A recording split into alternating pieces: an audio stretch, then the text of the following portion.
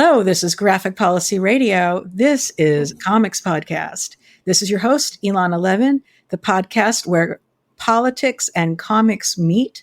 And this is certainly a podcast for fans of the X-Men. Mutants are united on Krakoa, building a new just society, ? For us. And it's been an exciting time to be an X-Men fan. Earlier in the modern age, the Krakoan age, as we call it, of X-Men, I've had the pleasure of talking about the series with a range of amazing guests.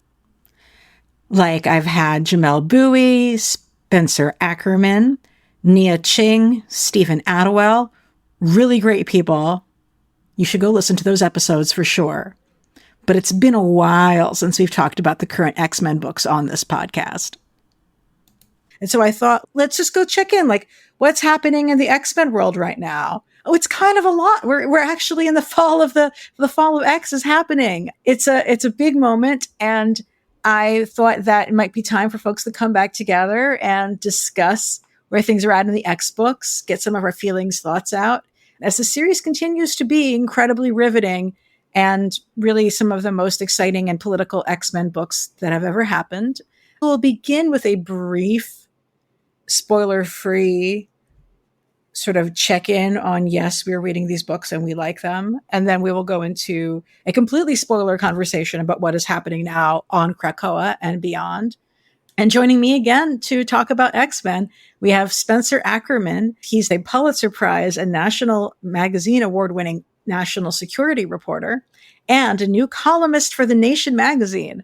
His book, Reign of Terror, How the 9/11 Era Destabilized America and Produced Trump, won an American Book Award, and it was rated a 2021 Book of the Year by the Washington Post, The Times, and PBS NewsHour.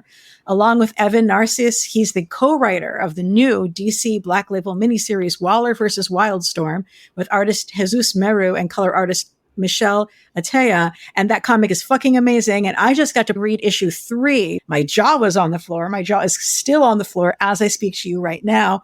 Welcome back to the show, Spencer. Hey, thank you. And so much of that very, very kind sentiment really is attributable to our amazing art team of Jesus Marino and Michael Atea. Yeah, like there are some amazing pulls from Wildstorm in here, but even if you don't know Wildstorm, it doesn't matter. You should, folks, if you want to hear more about this series and how awesome it is, Spencer and I did talk about it a couple months back. Time is confusing. But yeah, no, I'm absolutely loving Waller versus Wildstorm. It's everything I could want in a Wildstorm standalone kind of a series. Like it's just been biting politics and vicious in all the right ways and a lot of fun and just gets you in the guts every issue. So thank you for that. Thank you so much. Issue 3 out on September 12th. September 12th. Go to your stores. And joining me is a first-time guest who I'm really a big fan of. I first became aware of their brilliance and critical analysis listening to the Cerebro podcast, wherein they were the guests to talk about Manifold and Gateway, 2 of the iconic Aboriginal X-Men characters. And I've been talking with them online about X-Men stuff ever since. I'm being joined by fan and physicist out of Australia, Kaetun Khlynne. Hey, how you going? It's good to be here. I unlike Spencer, whose work I'm a huge fan of, I can't talk about most of what I do. It's because you're a secret scientist? No, not really. Well, legalities, right? Yeah, secret scientists things are happening. It's okay. Scientists are always up to things that are good. It's fine. Actually, I would never join Orcus. That's all. That's what you need to know, listeners. I think of you more as a Peter Corbeau type myself. Absolutely. An astronaut. If I'm going to be anywhere, I would be closer to horticulture before they aligned themselves with the beast. So before they aligned themselves with the beast. Okay. Before the beast. The beast of Orcus, the beast of bigotry, of fascism, before they were willing to make a deal with the devil. I'm probably on that side of radical. Yes, thank you. We're laying on the X-Men metaphors thick here because we are dealing with such a rich X-Men text right now. I personally feel like I could have gone a little longer before there being a fall of X, but I certainly am enjoying reading this nonetheless. And just a little editorial note from editor me, Ilana here. The following episode is recorded on August 30th. I know that you're not getting this until September. I make and produce this podcast by myself, and I am not paid to do so things can be a little bit slow. But having just gone through and edited everything, I feel like there's only one point in here that is likely to be something that folks might feel a little different today than they would have at the time that they recorded this episode. I think we did a pretty darn good job of projecting things, but I do want to just caveat, if anything we say in the upcoming episode is contradicted by something that you've read in this week's comics, it's because we do not have Rachel Summers' ability. No chrono skimming was occurring here, so we were limited to dimensional time. Thank you for bearing with me, and I believe your patience will be paid off in full. And like I said, I want to give folks a bit of a spoiler-free, yes, we're still reading the comics, we're still enjoying them. Before we go into full spoilers, does anybody want to give you sort of a top line of why you're still enjoying reading the X-Men line and what folks need to keep an eye out for? I would say, for me personally, while I'm very much a fan of thriving eras, and I actually really like Krakoa, warts and all, political and sociopolitical stages, I may not necessarily like the direction I think it's going trajectory-wise, but the execution has been incredible. And it's some of the best writing for characters that I love that I think I've seen in 20 years easily. Even if you really love Krakoa and you're dreading whatever the fall may bring, it's an incredible read, and you will miss out if you never participate. Yeah. I'd add to that, Krakoa has been a revelation for the X line, not just a rejuvenation, but a tremendous and tremendously fulfilling update and perspective on the central themes of the X-Men as a franchise and the mutant metaphor specifically. Fall of X finally feels like a challenge to the Krakoa era that meets the scale, that Indeed, takes the inherent concepts of Krakoa so seriously, maps it out onto our world well enough for us to understand that the reaction to a Krakoa by the enemies of Krakoa would be as horrific, destructive, heart-wrenching, anxiety-inducing, and as a narrative event, thrilling. I've spent what feels like a year dreading what Fall of X was going to be, because you read the era and I'm finally one of those X-Men fans who has an era that they're just sort of always going to compare this stuff. As I've taken a lot that I've liked from a variety of places, but myself for the idea, inevitable as it may have been, inevitable as it may still be, that Krakoa is going to end. I had a lot of dread for what Fall of X would be and what it would feel like, and no more. This is a very rough story.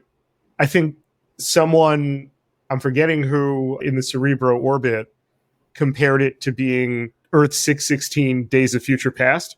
Mm-hmm. But that really is, to me, what it feels like, and that is about as praiseworthy of a status quo as I could imagine.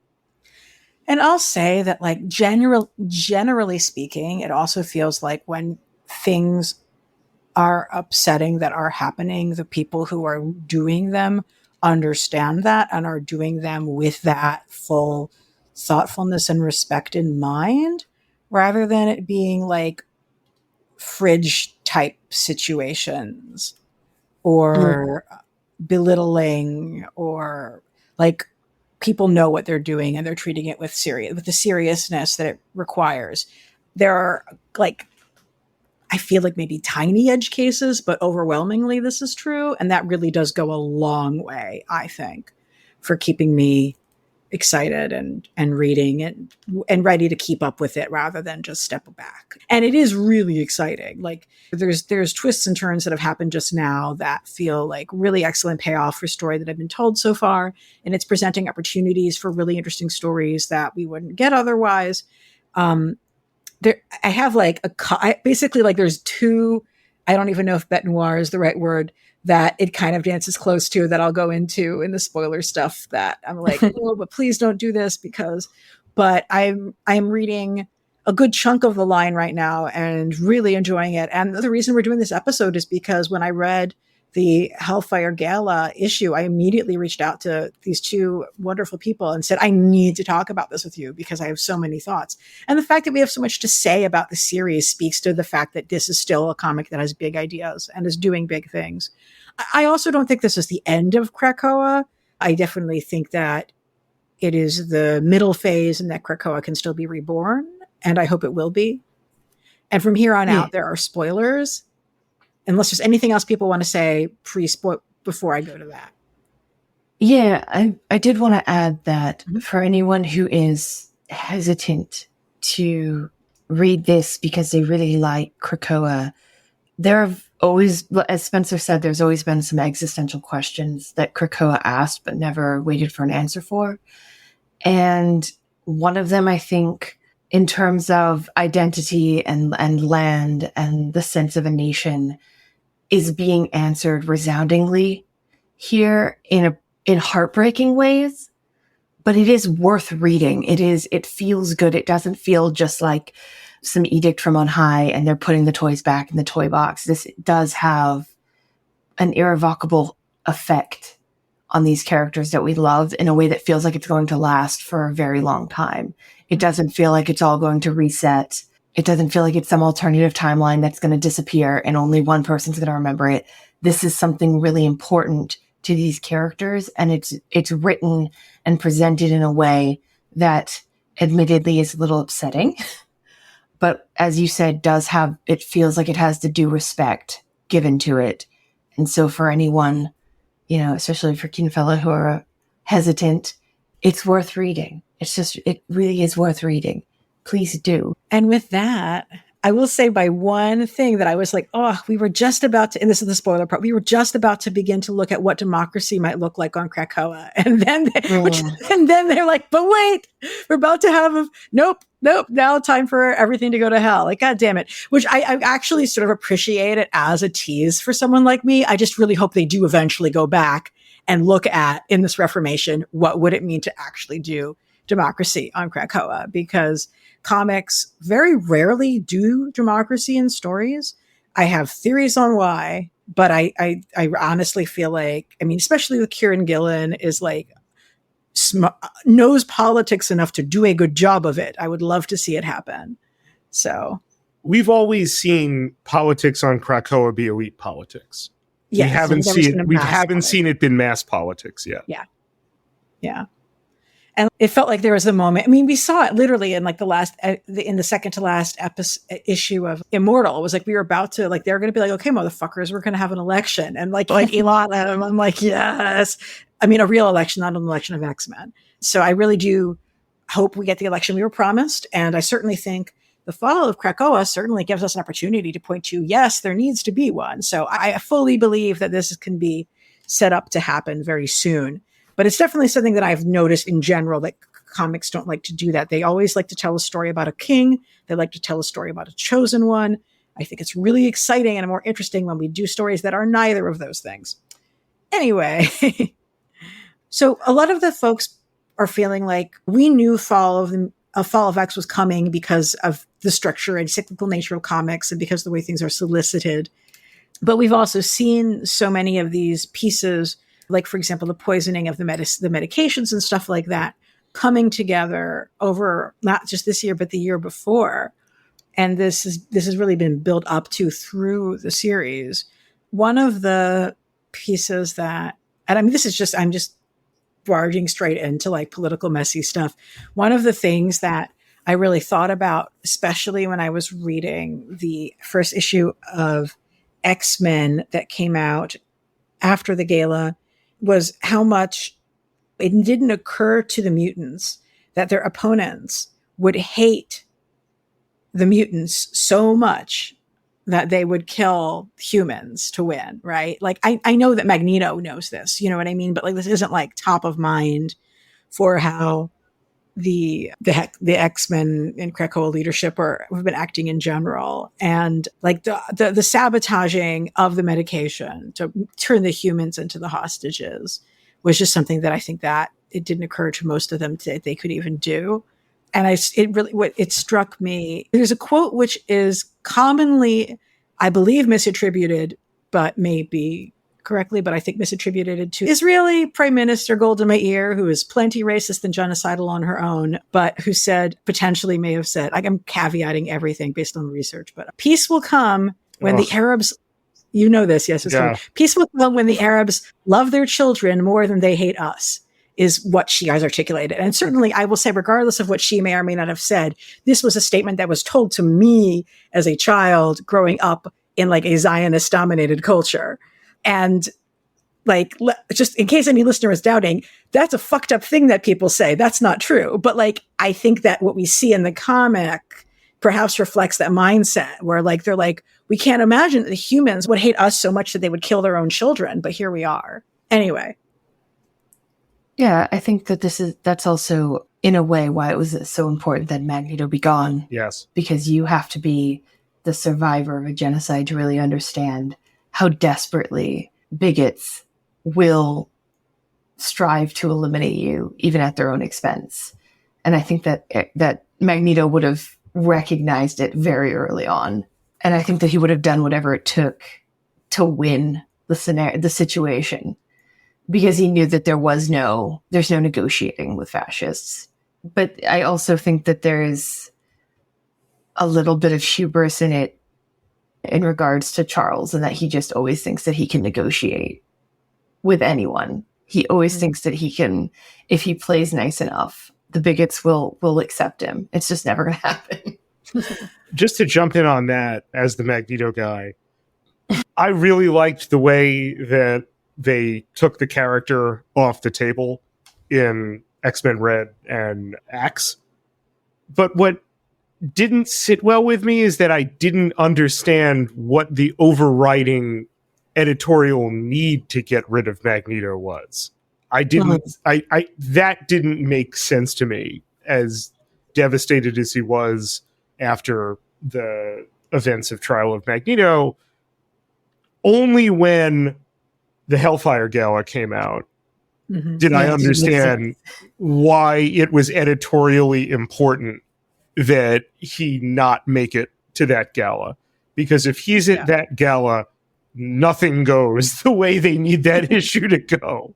Magneto simply would... So for those who haven't read this, I assume now that we're in spoilers, everyone has. But Orcus, through Dr. Stasis, makes clear to Xavier that he has sufficiently backdoored a kill switch into the mutant medicines that he can use that as leverage against Xavier and say that unless mutant kind vacates the planet, then they will activate that kill switch and kill however many million human beings have taken that medicine.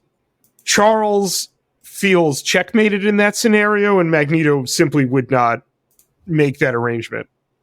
For Magneto, as Kaetun mentions, Magneto will never be able not to understand that a diaspora, and not really in the classic sense what we mean by a diaspora, but in the sense that there is a forced relocation as part of an ethnic cleansing. Magneto will never not be able to understand the sheer vulnerability and existential fragility that is. And so he couldn't get out of the Axe Judgment Day event because of this, and now I really see what a profound decision is.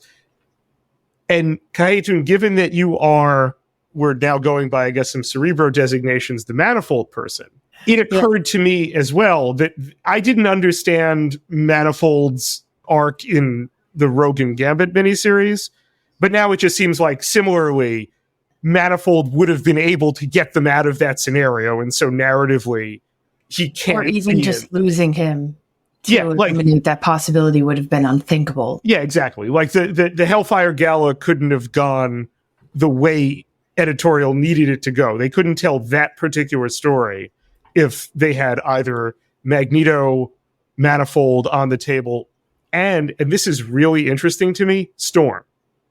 Yeah, Storm had to be on Mars, or Erica could not be. Which means, there. and I'm hoping that they like explore this, and I imagine they will.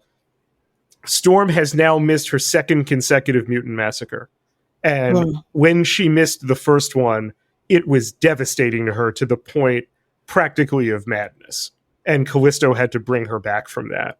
So having missed a second one with a very good reason that she's in the middle of a civil war. Yeah. But nevertheless, Krakoa has fallen and mutant kind is endangered in a way not since the decimation. And I think there's been a thread in her story that's been very interesting. I would like to see continued. There's a lot of times that people are saying, how can you do this, save us, help us, rule us, if you're not here? And I've been reading this refrain for years now and just feeling like it fell flat until the Hellfire Gala, of realizing that this is going to be in her mind, finding out. This is going to be something that reverberates through her very being, the idea that she wasn't there to make a difference. She wasn't there to help. Again, she's not where she needs to be. This is the very first scene in X-Men Red. She's fighting a doppelganger of herself that keeps demanding of her, where were you? Precisely. And I find that it's also very interesting in both Sword, X-Men Red, some of just X-Men, I believe. There's a lot of moments where she's kind of needing to be teleported around, as if she's spreading herself thin. And I felt like that was another refrain that kept repeating, where, especially reading like all of the challenges she was answering on Araco, I was constantly just like, how can any one person just do this forever? This can't be sustainable. And I'm hoping that in going forward, this is going to be one of the questions answered. What are her limits as a person, not as a mutant, not power-wise, but like, where does she hit her wall? In the way that Charles seems to be hitting his wall of emotional trauma and duress and feeling like a failure. And it feels like Magneto kind of hit his wall of loss and suffering. Where's her wall? That's all I had to say.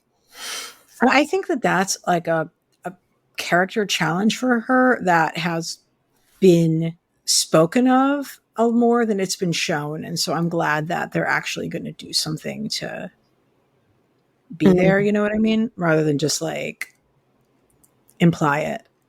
And I also say, of course, as the Jimmy Madrox person, I said, some of his dupes have been blown up. That's all I can say. That is the status. Although, I don't know, the space stories in the Marvel Unlimiteds have been fun. But needless to say, he's a good body to have amongst the blown up.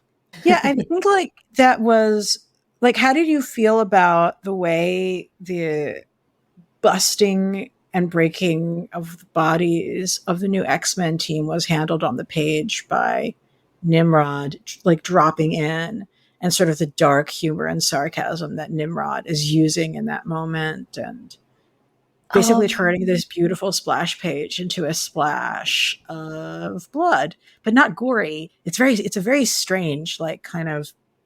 It's beautiful. It's very traumatizing, though. It was. I think it took me about 4 or 5 days to get through. I just kept turning the page and then closing. I just couldn't. It took me a really long time to get through it in a way that I feel that the Genoshan massacre didn't. Yes. And I think that's where Genosha always fell flat for me. It never felt real in the way that Krakoa has. In a way that the original mutant massacre in the Morlock tunnels felt very real and visceral and upsetting. They really captured it it's beautiful. It's a love letter to the resilience of mutants, but it also feels incredibly dire and uncomfortably realistic. The way that Nimrod and Orcus, by extension, choose to take this moment of triumph and joy when everyone's paying attention to these newly elected X-Men and just eliminating them in the worst possible way. It was very fashy. That's all I can say from from experience. It felt very real. So one of the healing balms, as it were, that came in at the very end of that issue was seeing Kate Pryde get to fall through the doors that had been previously blocked to her and land on the feet of some Orcus fascists in AIM hats and know that in moments, like, oh, she's going to fucking tear them a new asshole. Like, that was for certain. And then we got to see that in the first issue of X-Men that came out right afterwards.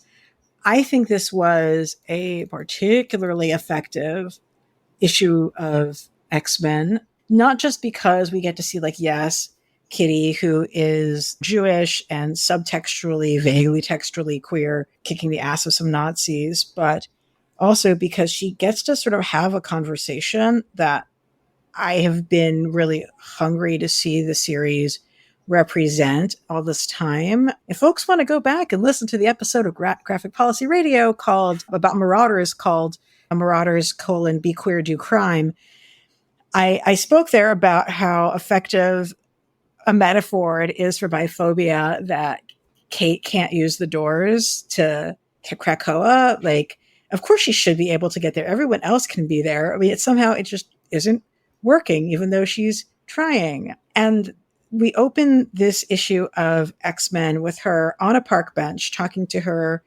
I think probably conservative rabbi, but we shall see. And conservative does not mean conservative as in Republican. Conservative is a specific subgroup of Jewish people that is, most of whom are Democrats, actually. But I mean, who's a woman, they're speaking on a park bench, and Kate is going to her for some advice. This is prior to the gala fiasco. This is actually a flashback to her much earlier in the Krakoan age. And Kitty is expressing how sad and left out she feels that everyone can use the doors except for her. And she says, well, what if it means I'm not a mutant? And her rabbi is like, well, what if you're not? Would that be so bad? And which is, of course, exactly what, like, the straight person would say in response. And then Kate says, but I am a mutant. And then, because her rabbi is, like, largely doing a good job, says, good, I'm glad that's settled. And, like, that moment of being like, but I know that I am, even though it's just confusing to you, is like, so it's extremely bisexual. It is extremely non-binary. I'm not saying that Kate is non-binary, although Kate is bi, but it is very non-binary. I'm just saying, like, I know that you say that I'm not, but I just am. I can't explain this to you. I just am. Was, like, so perfectly nailed here. And it was so cool to have.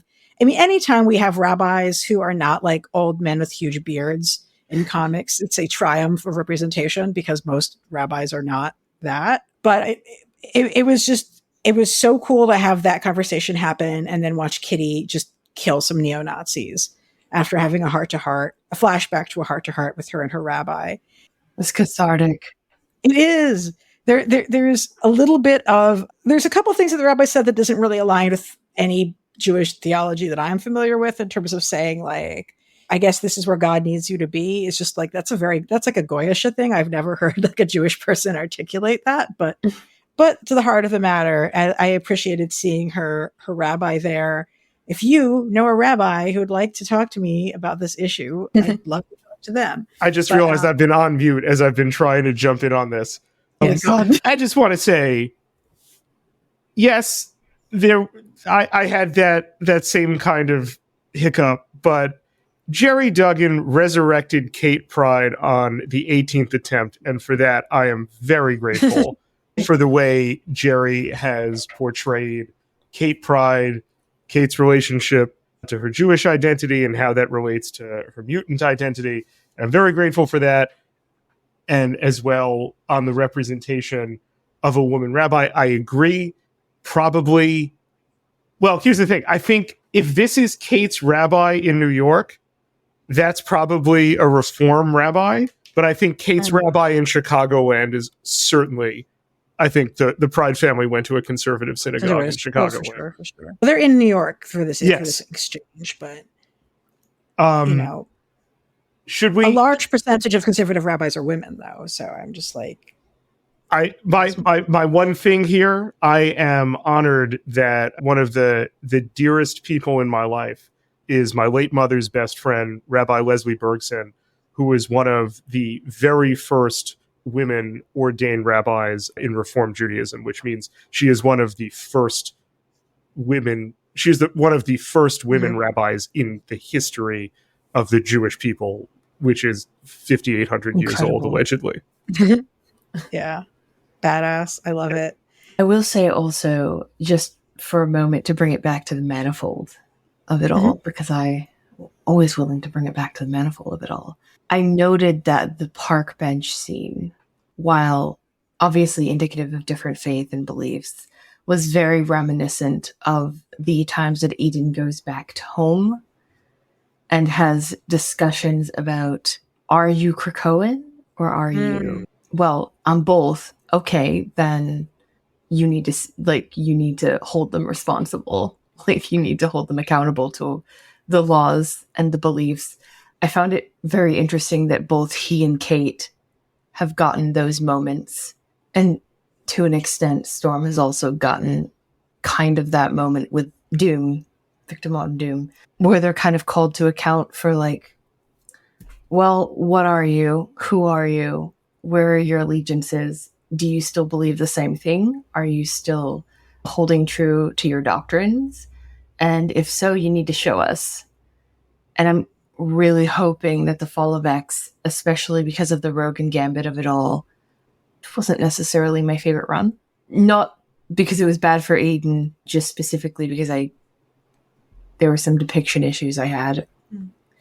I feel I'm probably a bit touchy about this, but I'm always very uncomfortable when a nation that thrives itself on creating indigeneity is comfortable exploiting an indigenous person. And I know that that's just the Irene of it all. And that's probably my beef with her, right? That's my issue. That's why I can never quite love Raven and Irene the way that everyone else does. But it just feels very telling to me that the only way she could see Krakoa surviving is through exploiting and subjugating this indigenous man as a resource without asking, without explaining the situation, without in any way communicating to Eden, like, hey, we need you to not be here. We need you to be safe. Never bothers to. And I think that that's a lot of why I'm glad that Magneto wasn't there for the gala, because I am hoping this will be a moment where Charles gets to reflect on his hubris, but also his willingness to exploit mutants in largely the same way that Orcus is comfortable exploiting other humans. Not with the same callousness, but I, for one, was very uncomfortable with how cool he was just sending mutants to die up at that original Orcus station. And I felt like a lot of the deaths we've seen since the dawn of the Krakoa era have felt very flippant in a way that I think upset Kurt also. Where everyone is just kind of cool with dying. I like the fact that the Fall of X is asking these questions of not only Kate, but Eden and Storm and Charles and all of these characters who kind of adapted to the new status quo without addressing the dissonance between, like, who they want to be and their values and the things that they're comfortable doing versus what they have to do to have Krakoa survive, or what they feel they have to do for Krakoa to survive as a nation. The secret keeping, the exploitation, the going against your own values just this once because it's necessary, much in the same way that Charles put Creed in the pit. I just like that we're seeing these threads come together that have been around for years now. Some of them. I've been asking the question of, like, what is Krakoa in relation to Earth since Sword 1? Is it an entity that stands by itself? Is it going to be a nation that stands with other nations?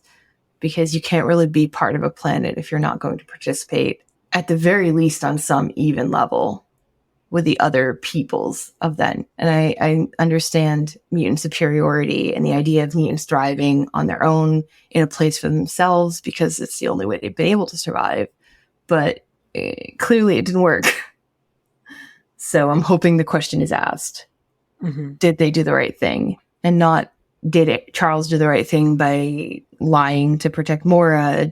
I want him to ask the question, did we do the right thing in how we made Krakoa? And just leave it there.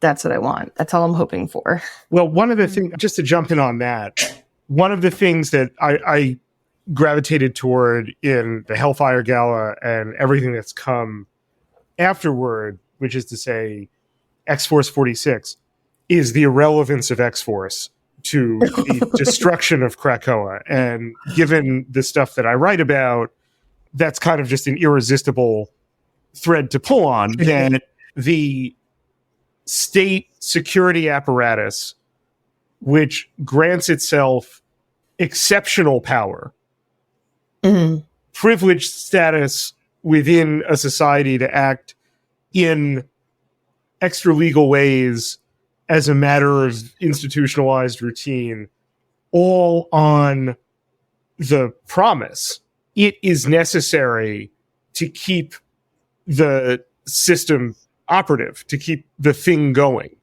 And that was sure disproven, wasn't it? That throughout, and this is clearly an intentional choice, and I think a very rich one that Benjamin Percy and his colleagues are doing on the X-Force book.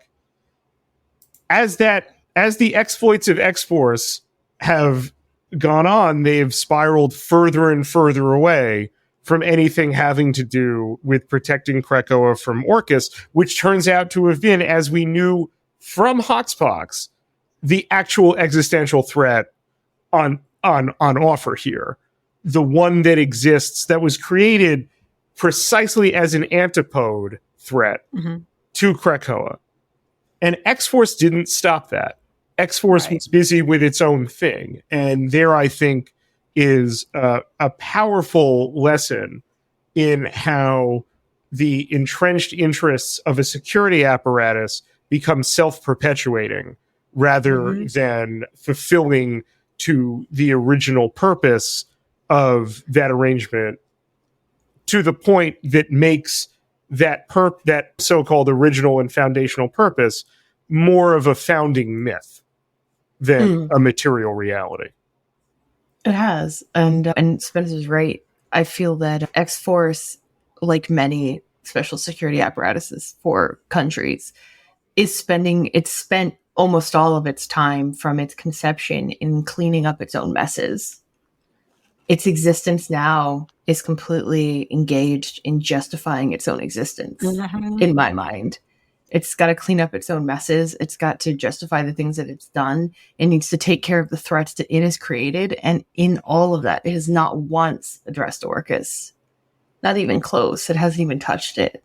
What was it focused on mostly? Was it like there's all the terrible Terra Verde stuff? Yeah. This became a genocidal organization. And when we look at X-Force post Hellfire Gala, on one level, it's easy to blame Beast for this, but I'm just saying a tremendous amount of shared complicity exists, not in and beyond the Quiet Council. I mean, Jean wasn't angry at him about Terra Verde. She was angry that he lied to her about it. And I felt that was very telling. Jean, I said this on the Beast episode of Cerebro. Jean doesn't come to arrest Hank. Jean doesn't come, which is an interesting contrast when now she's telling Firestar, if you need to, throw Hank under the bus. Throw him under the bus, yeah. But Jean didn't demand the abolition of X-Force. She told Hank to cut out the genocide. And she didn't even really condemn him for what he had done. She seemed more upset that he was concealing information from the team. Yes.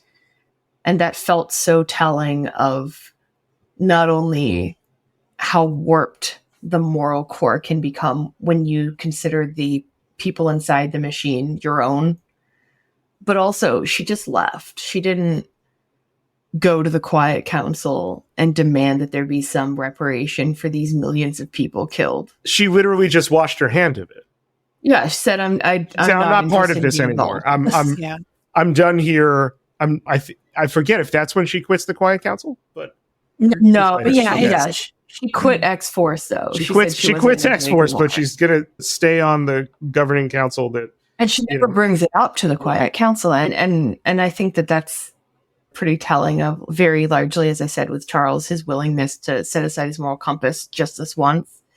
The idea that Beast is okay as long as he's their Beast, but the moment that Hank becomes a liability, suddenly the things that he's done are atrocities. And I want to see whether the fall of X is a permanent not erasure, but a permanent sunsetting of Krakoa's estate, or whether Krakoa is reborn in a better, hopefully, form. I want them to grapple with the skeletons buried beneath the foundation of their nation. Magneto is very proud in the issue where they go to the World Economic Forum, right? Where he says, we didn't bury any indigenous peoples or subjugate anyone to create our nation. And then a few issues later, here we are destroying an entire nation, not to secure Krakoa's safety or survival or anything, but just to maintain control. It was an economic decision. Anything for profit, not profit. I don't think it was necessarily economic profit in that sense, but more just like, it's easier if we're in control. So let me just do this thing, whether it was financial or just it was more convenient for Hank. The decision that he made was just because he felt pragmatically that it was easier. I just wanted to say, and indulge me on this, or if you don't, we keep wondering about, will there be Krakoa after this? It was hard not to read this and consider the fall of X to be the X-Men entering a very Jewish mode of their history, and a recognizable mode of Jewish history, in the way that now, through a devastating collective act of ethnic cleansing, a catastrophe has occurred within the sovereign homeland of the mutant people, and now a dispersal, forcibly at the point of a gun and so on, has occurred throughout the world. The X-Men are now and mutant kind in general are in a diaspora phase. And now is a time to really emphasize, I think. I forget where this was. I feel like these words were referenced somewhere in Fall of X, but I can't remember. But Krakoa isn't an island. Krakoa is a people. And that's exceptionally Jewish, right? Well, actually, that is Thor Ragnarok 3, where we have emphasized that a great deal, which is why it's the best. It's true.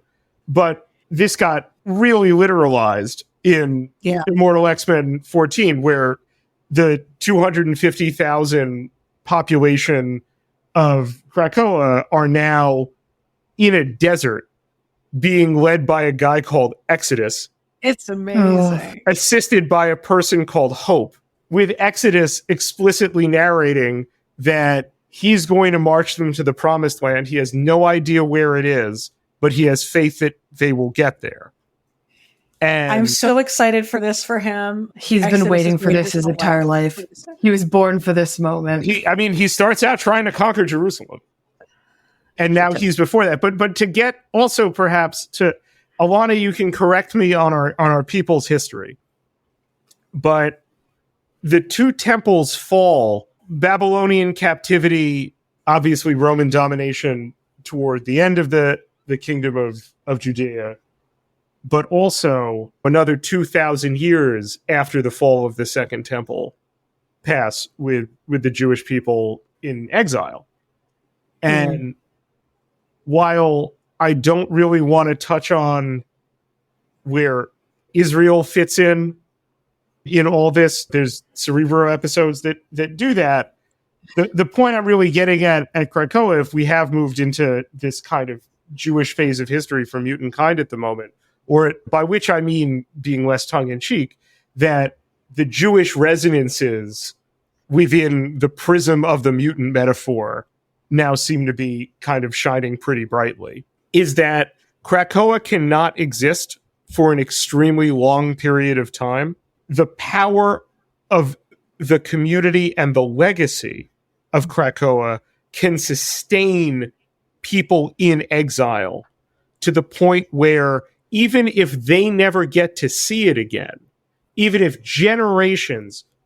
multiple generations pass without there being a Krakoa, Krakoa will never not exist. Krakoa will never not be an aspiration and an option for mutant kind as it is metaphorically for the rest of us who experience the vulnerabilities of diaspora. And I think that's something that's powerful and resonant and sustaining through the very dark night that is Fall of X. And that was something that I was thinking of after reading the scene with Kate and her rabbi. Mm-hmm. Mm. And to add on to that as well, not to detract from the Jewish allegory as well, because it is very strong. They've done a very good job of capturing the ethnic cleansing globally and nationwide that occurs for the people who weren't a part of Krakoa. Yeah. From experience, the camps are pretty apt. The gene facilities, the being identified as something that before you'd never even considered, right? People who weren't aware that they had an X gene because it never demonstrated any capability they noticed suddenly being targeted. They've done a very good job of capturing that overwhelming feeling that no mutant can escape this genocide. This isn't about the good ones. They're coming for everyone. And I'm very glad they've done that because it feels not only personally very real, it also shows how quickly fascism, when it's given the benefit of the doubt, is allowed to spread into a systemic setup, even in a supposed democracy. Mm-hmm. Oh my God. Yeah. No, I'm glad we have those scenes in the White House, for example. That was appreciated. But you're making me also think one of the things I'm obsessed with is everything that's happened with this new character called Subwoofer, who's just a regular guy. He's just a regular mutant, just trying to like live his life and is caught between this genocidal system. And there's a couple of beats from the Gala issue that are just perfect, where like you have Orcus is like forcibly taking him to Mars and saying, I hear there's a war on your new home planet. And Wolfers like, I'm from Chicago. And he says to Kate when he runs into Kate later, he's like, they said I have family here, but that's not even true. And just like, as someone who's literally heard the mayor of New York City and the president of the US both claim that I'm Israeli, where I have never been and do not live because of my religion, like this is all because of my ethnic group. It's like that note is just perfectly captured. It was like, no, you can't just tell me this is where I'm from fucking Chicago, asshole. But they refuse to acknowledge he was being from that place because they're fascist. You can only be the other to them. Yeah. And when Uluru was the debate over the name went on and the Khlynnes were kind of given back, there were a lot of people who were told to go back to their Khlynnes.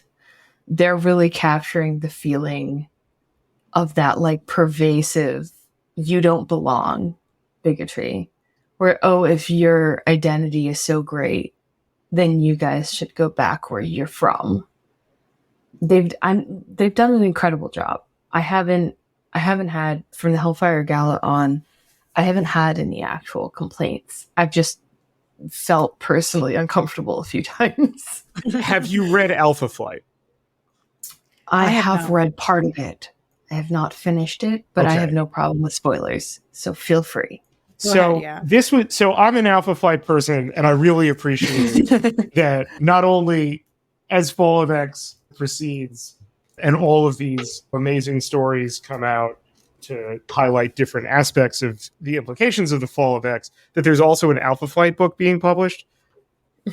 The one moment, so like the reveal to spoil, sorry to spoil this for you, Kaetun, even though you said it. No, the journey is important to me, not the destination. So like a fascist entity has asserted itself geopolitically in an unambiguous side-forcing way. And wouldn't in the 616, Canada is just going to embrace that.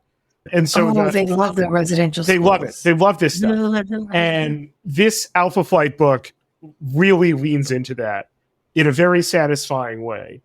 And the reveal is what it starts out, and the way the book has been kind of characterized throughout is that Alpha Flight, which has always had like pretty heavy mutant representation, that the human members of Alpha Flight go along with this. And the mutant members of Alpha Flight, like North Star, Aurora, Nemesis, they fight, and the reveal, it turns out, to make it really satisfying for your longtime Alpha Flight fans like myself, who, full disclosure, I completely bought that all of those characters would go along with Orcus and Determination. But the reveal at the end is that the humans have been double agents all along, and Alpha Flight is in fact united against Orcus.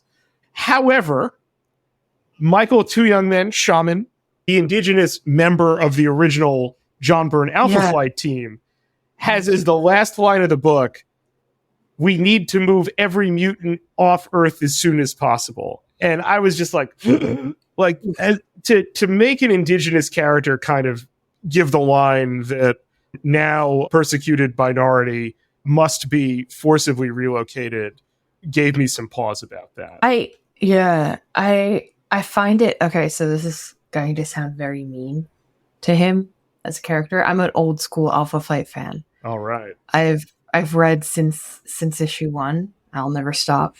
It's a real problem. We're the same person. Oh my God. This is fantastic. Well, for the longest time, it was the only place you found indigenous characters who had any power.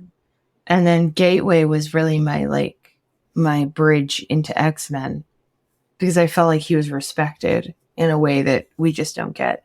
But I do feel that of all the indigenous characters that exist in Marvel at the moment, he's the most likely to say something like this. Elizabeth doesn't, right? Yeah, because he has himself displayed uses of his ancestral powers and beliefs that were power first, tradition, and like care and stewardship after, right? And results punished matter. For it. Yeah. And he didn't learn. He learned for a little bit, and then he went right back to what he was doing before. I do feel that he has less of a respect for not the tradition. He does it because, I mean, he obviously he has to have respect. He uses those powers repeatedly.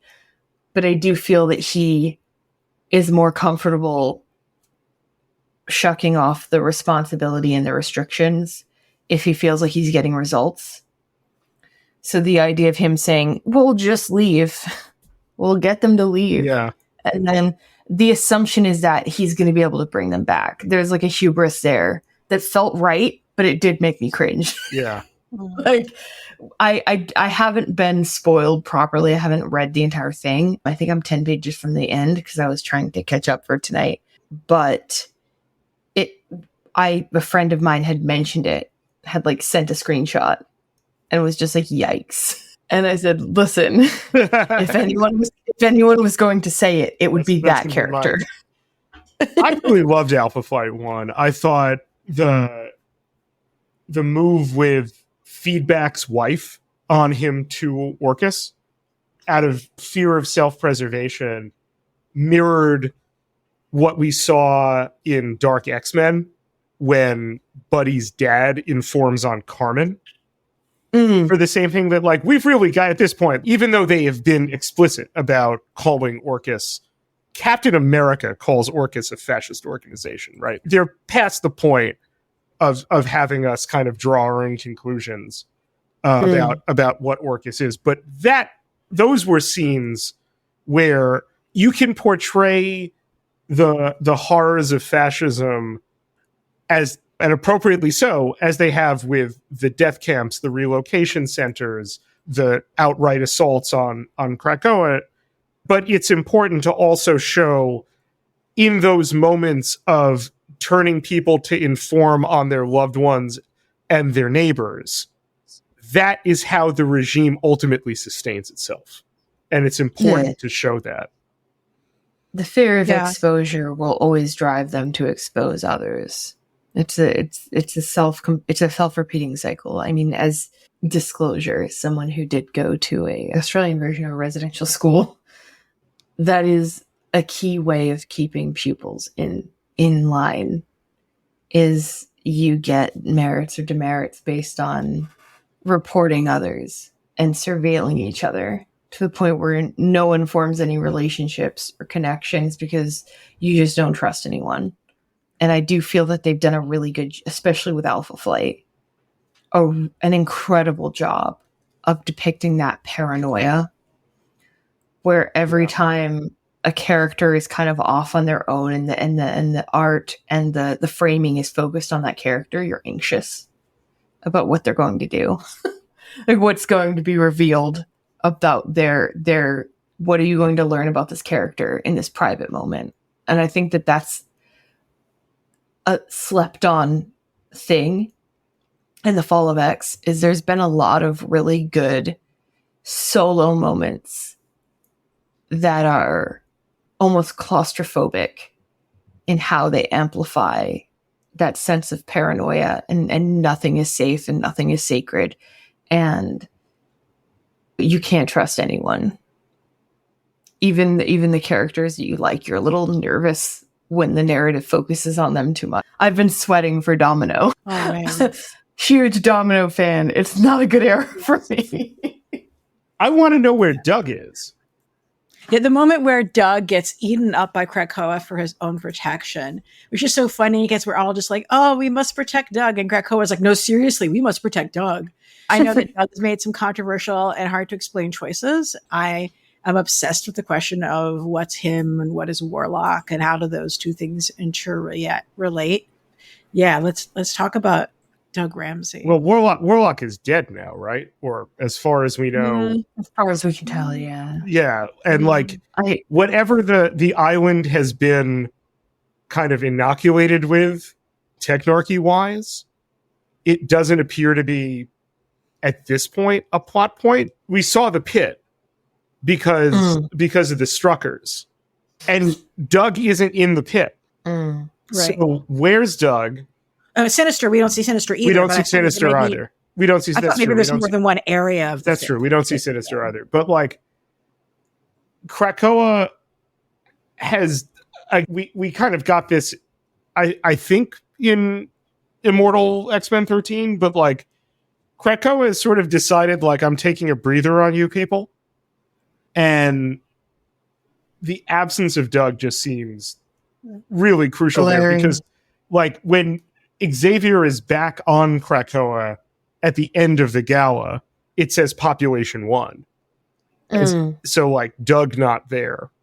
If he's not in the pit, and I'm assuming we're not counting the people in the pit toward that, Doug seems to be in some sort of liminal space that Krakoa has created. Shaw, who, interestingly, just to contrast with one of the earlier points about some people didn't think they were mutants that are learning that they are. The first thing we see Shaw do in 14 of Immortal X-Men is like take the cure and just say like, did he take the cure? Did he suppress the X gene? Sorry, he suppresses his X gene. I just felt like he would never give up power. Right, but he says it was never more than a sequence in my DNA to me. Like he's showing, and it will be no surprise to anyone that like Sebastian Shaw, the man without solidarity, what he's doing is getting ready to like exploit the resources, the still formidable resources of Krakoa. And so I imagine that's going to be the avenue where like we'll find out more of what Krakoa and Doug are doing together. Because right now, enormous question and seemingly a significant one. Should we talk about the fact that they killed Jean Grey? Yes, I have thought. For a moment, I did want to talk. I just wanted to mention, honorable mention, also Lourdes Chantel. Yes, went out like a soldier.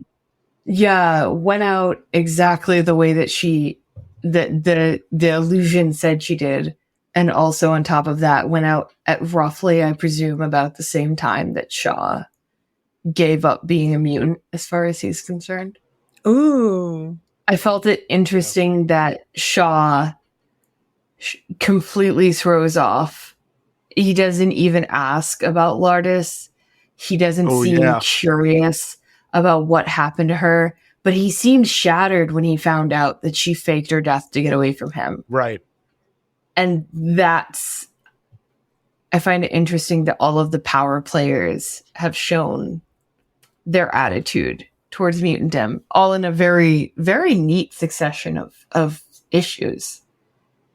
We've seen Alpha Flight, we've seen the Avengers, we've seen, obviously, Orcus, we've seen, like, Selene and Shaw. They've very quickly shown us how people react to the news and how people move forward. Shaw just doesn't seem bothered that his wife died. Ex-wife, late wife. Mm-hmm. I don't know what he considers her. He seems unbothered by it. Celine's never bothered by anything, so that's she died. She's bothered. She's getting a tan. She's doing great. God bless her. I hope she thrives. Celine's always been for herself. I'm not sure anyone would. Who knows? She could be playing her own game. That's Selene. I wasn't surprised Shaw was. I'm a little more surprised actually that Shaw is aligning with Orcus. Not really? Because, and when I said this to friends, they thought I was crazy. Not because I don't think he's a selfish capitalist. He is. He is an absolute piece of shit. Pardon my language. But I've always felt that Shaw has never engaged a fascist group or entity or government without feeling like he could one-up them. Like, he had his own agenda going, and we haven't really seen it yet, and we haven't seen the seeds of it in a way that I didn't expect. I expected us to immediately know that Shaw thinks he's playing Orcus. And the fact that he doesn't seem to think he is puzzles me. I see that. Yeah. Yeah, he still has the potential for an X gene. And he surely must understand that once they've gotten rid of the others, they will come for him. He's always on to what's next, but he didn't articulate that. Yeah. Normally there's something that implies that he has another ball being juggled. And we didn't see anything. And I wanted to say it was very interesting to me that we go immediately, almost immediately, from Lourdes dying to him throwing his, as far as we can tell, his code in with Orcus. And I wonder if they're going to tie that.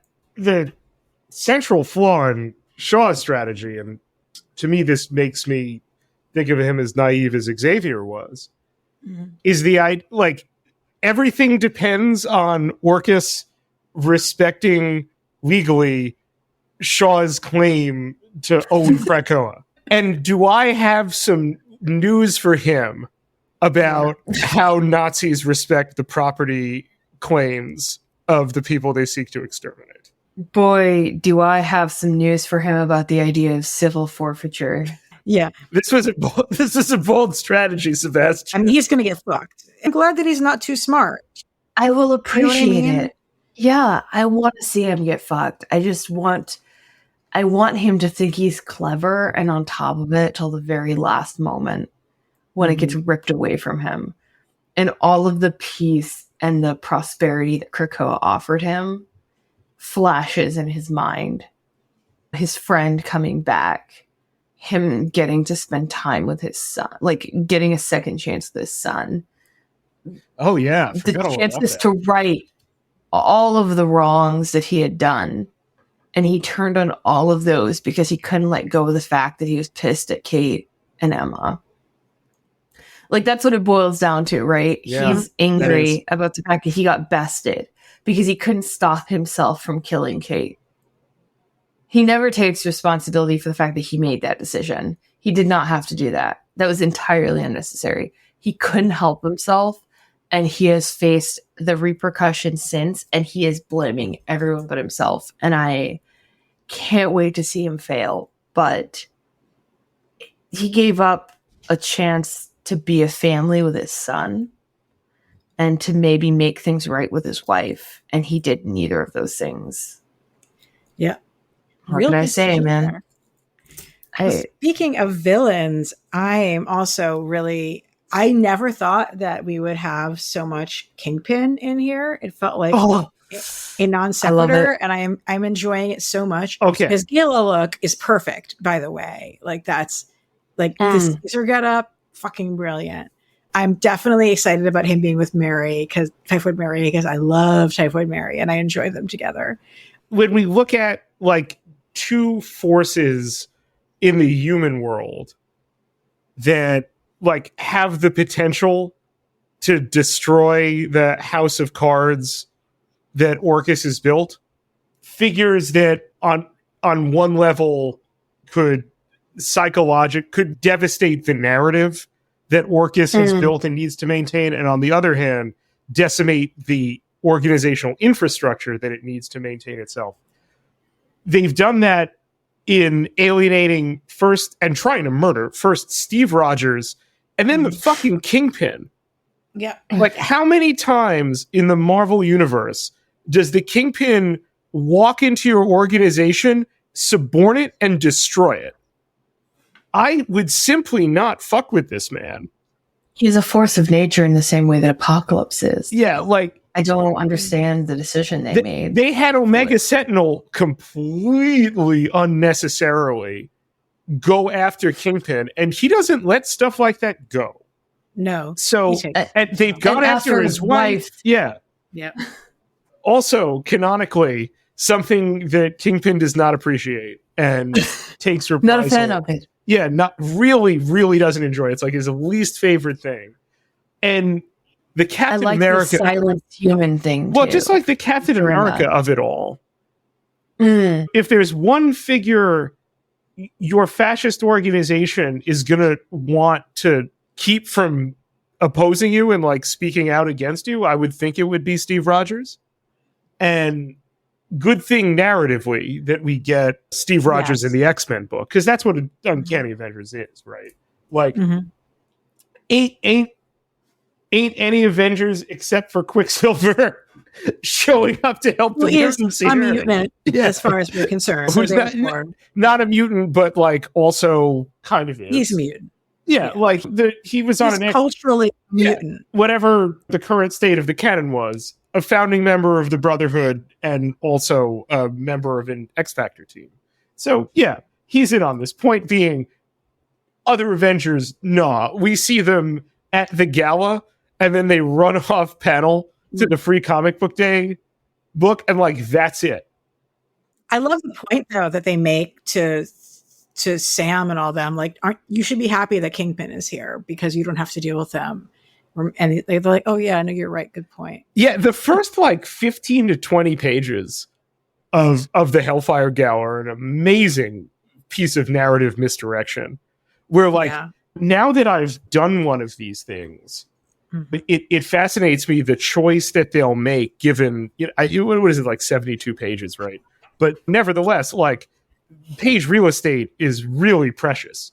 And to be able to have that conversation is just a wonderful feat of deciding that it's worth spending some of that on like a characterization moment as well as one that doubles as like a big flashing arrow saying like Kingpin important here, like placement of Kingpin in the Avengers war. I'm sorry, in the X-Men world is going to be a bigger and bigger deal.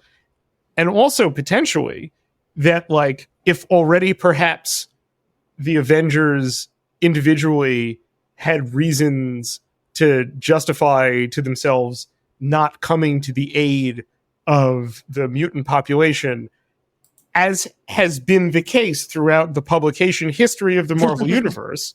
A real shocker. One justification that's out there is like, the criminal, the Kingpin, the criminal mastermind, Wilson Fisk, given refuge on Krakoa, this criminal society, and we wonder if that's going to be something that picks up on. But like Steve Rogers and the Kingpin pose different but no less similarly potent threats to the way Orcus seeks to be, in a way that mutants can't themselves challenge. And I'm curious to see how that plays out. Yeah, they've done a really good job of positioning interesting characters. I mean, even with just Dark X-Men, right? With Madeline Pryor. They're positioning characters I didn't expect to play a pretty pivotal role as forces as important.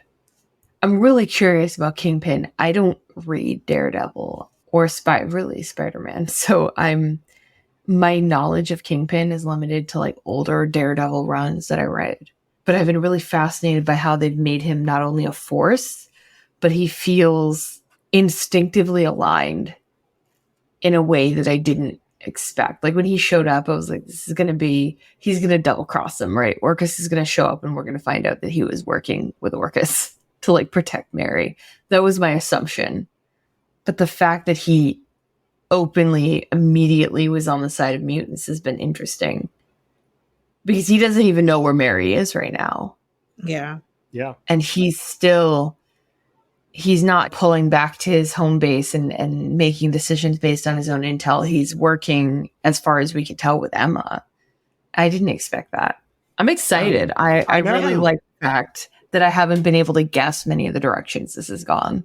Speaking of New York-based storylines and characters, like one of the pieces that I'm still sort of thinking about a lot is everything with Ben Urich from the Daily Bugle, and the decision that was made to leak the story of the resurrection protocols to him in the first place. And then now how he's sort of being portrayed in Uncanny Avengers. There's some really visually arresting and disconcerting panels of Ben with like his face half in shadow and his lip curled up in one of them, almost like he looks like if this was a DC comic, he looks like Calculator or the Riddler. Or you have, I mean, the art in general on this issue of Uncanny Avengers is interesting because there are some pages where I look at what Garone has done and I'm like, oh man, you're so fucking good. And then there's other panels where I'm like, this is very bad. It's very strange. It's like some of it's really working for me and some of it really isn't. And part of it's the color, but nevertheless. But like, I believe that Garone is doing this on purpose though. Like, and he's very like face blocked off with sunglasses. These glasses are fully reflecting the buildings. You can't see his eyes. I've always been curious, like what is up with Ben, because like him having been the guy who got the Resurrection Protocol story leaked to him and sort of viewing that as being a betrayal of the mutants to have done so, rather than it being like he's a reporter and this is a story that a reporter should report. He almost seems like he's upset about it in a way that sort of surprised me. So I'm still sort of thinking about like the role of the press in all of this. I mean, like, for example, the letter that Dr. Stasis sends to the New York Times is like so fucking a New York Times letter. Oh my God. And the New York Times would run that without having even to be paid. The New York Times loves to run full page propaganda by bigots. That's one of its primary operating principles. I would add to this that in Mutant First Strike, Judas Traveler considers the false flag attack on Milford to be a success because Gemma Shin, who I think used to be some kind of Carnegie symbiote host, and now is on like the thing that they won't say explicitly is Fox News. They don't have to. Like, just does the job of both sidesing it and saying that, like, okay, well, even if it was a false flag attack and mutants weren't to blame, people are right to fear mutants? Isn't it legitimate? Shouldn't they not have to hide the fact that they're afraid of this? Many people feel this was yet another act of mutant aggression, and they've got a right to that belief. And that I thought was like in addition to the Dr. Stasis, I thought it was an op-ed, but in addition to the Dr. Stasis statement, to the essay to the Times. It's a paid op-ed. Okay, Paid op-ed that the Times would have run for free. And they've done a really good job too with all through since the beginning of the Krakoa era, that feeling when you read discussions about Krakoa and people's attitude to it, they've really captured the whole feelings don't care about your facts of it all, where it's not really about what mutants have done or haven't done. No, and it never It's about how you feel about them. Yeah, it's never going to be about what the facts are. It's always going to be about how you feel.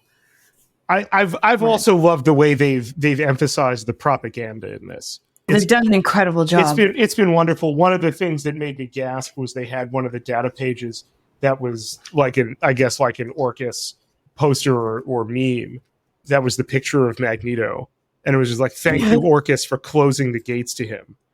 I was like, "That's perfect," because Checks really, out, when you think of if you were someone open to like the Orcus message, and one day you had Professor X in your head explaining how the world had changed and this is the way it's going to be, and now there's a new global superpower, and one of the people running it was Magneto. Like, that would be exactly the message that resonates with you, right? Like, that's simply to you. And this is where I think the mutant metaphor does kind of break down, as many people have commented, like the legit physical threats that mutants necessarily pose here really undermines, in many important ways, the direct allegories with people experiencing oppression, but nevertheless the deeper resonance of the point of it all is what keeps us in and sustains us for it. But nevertheless, like the propaganda has been really on point, subtle, biting as satire for our current media moments and political moments. I did get the sense, though, that Ben is a bit of a narrative device here, and that the way he's drawn didn't indicate to me, even though that is a bit of an ambiguous grin in that one panel where he's chewing the pencil. Mm-hmm. I didn't get the sense that Ben had turned, that he seemed to me still as, when he says he sees through the false flag of Captain Krakoa. Whatever it is that MODOK and whatever it is. He gets the sense he's been used in a way. I feel like he's interested in finding out what really happened, but he also gets the sense that they think he's in their pocket. He's able to act like a rogue agent because no one's really looking at Ben Urich. He feels he's able to explore a little more deeply into the story because Orcus already thinks he's solved. Right? Got it. He's a solved equation. They fed him information. He put it out. And I don't think that Orcus is necessarily sophisticated than that, right? They feed the information that they need. It's the same joke, right, that Stasis made. Oh, the PR department put out the statement early. Half hour early, yeah. No, that was a wonderful. Yeah. It was so I mean, look, he put on the finality of fascism. Whatever his internal monologue and his conflicts about this, he put on the front page, mutants launch simultaneous attacks at Hellfire Gala in Washington, D.C., and that's just bullshit. That's not what happened. And he printed it anyway. It's bullshit, yeah. He thinks... He's starting to realize that it's bullshit, but nevertheless, that paper's front page says what it says. So he doesn't write the headline, right? But Ben's not in charge of the paper. It says that he is. He's the owner of the Daily Bugle. He's the owner he's now. The owner, but he's still... Okay. Well, that's stupid. Screw you, Ben. I thought Ben was better than that. Like, I get Ben reporting on everything, but, like, I don't get him being a patsy like this. This is not my Ben Urich. I think Ben's problem, too, is that he also thinks he can undo what happened. You know, like, he thinks if he gets to the bottom of it and he puts out some blockbuster release, some exclusive scoop on the truth behind Krakoa and the attacks in the Hellfire Gala, he's going to fix everything that happened. But those people are dead. Look, even breaking news in moments like this is hard. The early narratives are often very manipulative, and always wrong, almost always wrong, and almost always wrong, and they get on those pages anyway. And it would not surprise me if I don't want to say that. That did not strike me, regardless of any feelings about Ben Urich and what he is represented as a real reporter in the Marvel universe. That struck me as quite true to life. Side note, tangent just on Ben Urich. Ben commits a lot of journalistic sins. Ben routinely lies about, Ben lied about Daredevil not being Matt Murdock because he wanted to protect Matt and Daredevil, and he saw that you can't fucking do that. Yeah, as a beacon of journalistic integrity, he's not. Ben's track record is very mixed. I think it's also a really interesting show of hubris too, as a bystander, that he's not personally affected by any of this in the way that others are. And I think that there's a certain level of arrogance and detachment that comes with that, where he's not experiencing the lives that are being ruined by this, the lives that are being ended. Yeah. He's up in the tower. It's political maneuvering. What do you think of the choice to go to him in the first place? I think it was smart on Orcus's part. It's always a good idea to isolate the target of your aggression from any outlet towards voice, vocally at least. I'm sorry. What do you think of Cyclops going to Ben Urich about this? Wasn't it already leaked to Ben? From Cyclops. Was it just Cyclops? I thought that there was. I think it was because he realized. Yeah, they realized that they knew. Okay, I'm remembering now.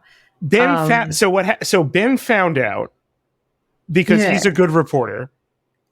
They wiped his mind. That became a problem. Cyclops decided, and this became a plot point. Cyclops unilaterally decided that he was going to tell Ben Urich about the resurrection protocols, and this becomes an enormous issue because it would instantly be one of the most important things that ever happened to the human race / mutants, etc. And that was kind of an issue because it was not Cyclops's. That's a state secret.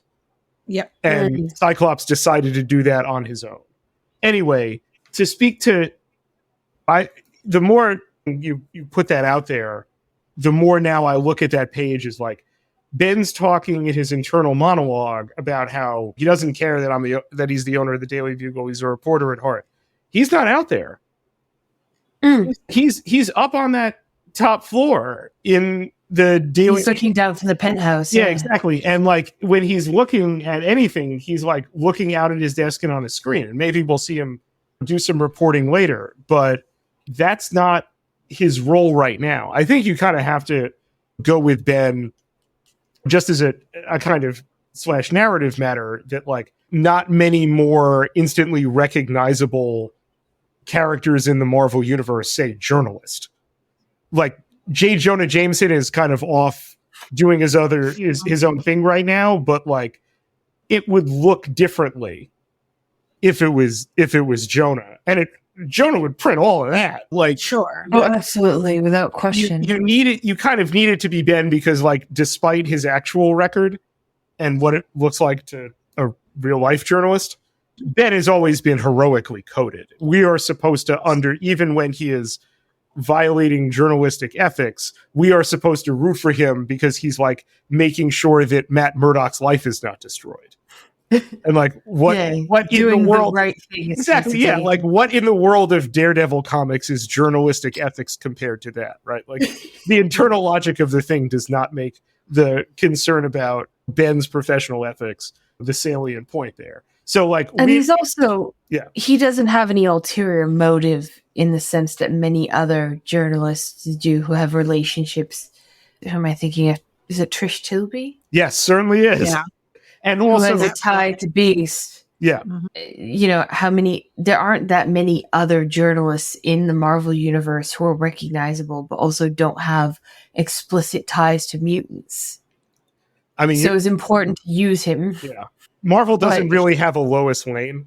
I say this is someone who's currently writing Lois Lane. Like the narrative uses of this are significant and become, in my case, a great help to telling a comic book story that I wanted to tell, to be able to touch on questions of media representation. So really like the choice of Van. Very curious to see how he'll shape up Uncanny Avengers. He wouldn't be the lead off of the second scene right after the cold open if his role isn't going to be significant. And so much is happening in New York specifically. Sure is. Sure is. That treehouse burnt down. That treehouse sure burnt. Sure went up in flames. Randall's Island is now mutant internment center / torture chamber where Cyclops has had his eyes sewn shut. Jesus Christ, yeah. Yeah, New York. New York is really New York. And this is going to draw from an entirely different medium and media platform, but I also found it very funny that in The Expanse, the torture black sites are in New York for the UN. And it was very funny to me that some of the same places were marked as internment camps. Wow. As an outside media thing, I find it very funny that a lot of people look at New York and say, yeah, some atrocities could happen here. Yeah. To go back to the Days of Future Past of it all, the South Bronx Internment Center, right? Like this New York's role in really terrifying, dire times for mutant kind, as someone who spent 18 hours in immigration internment because of a typo, they don't fuck around. Yeah. New York doesn't fuck around. It turns out to just be a statue in the harbor, I'm afraid.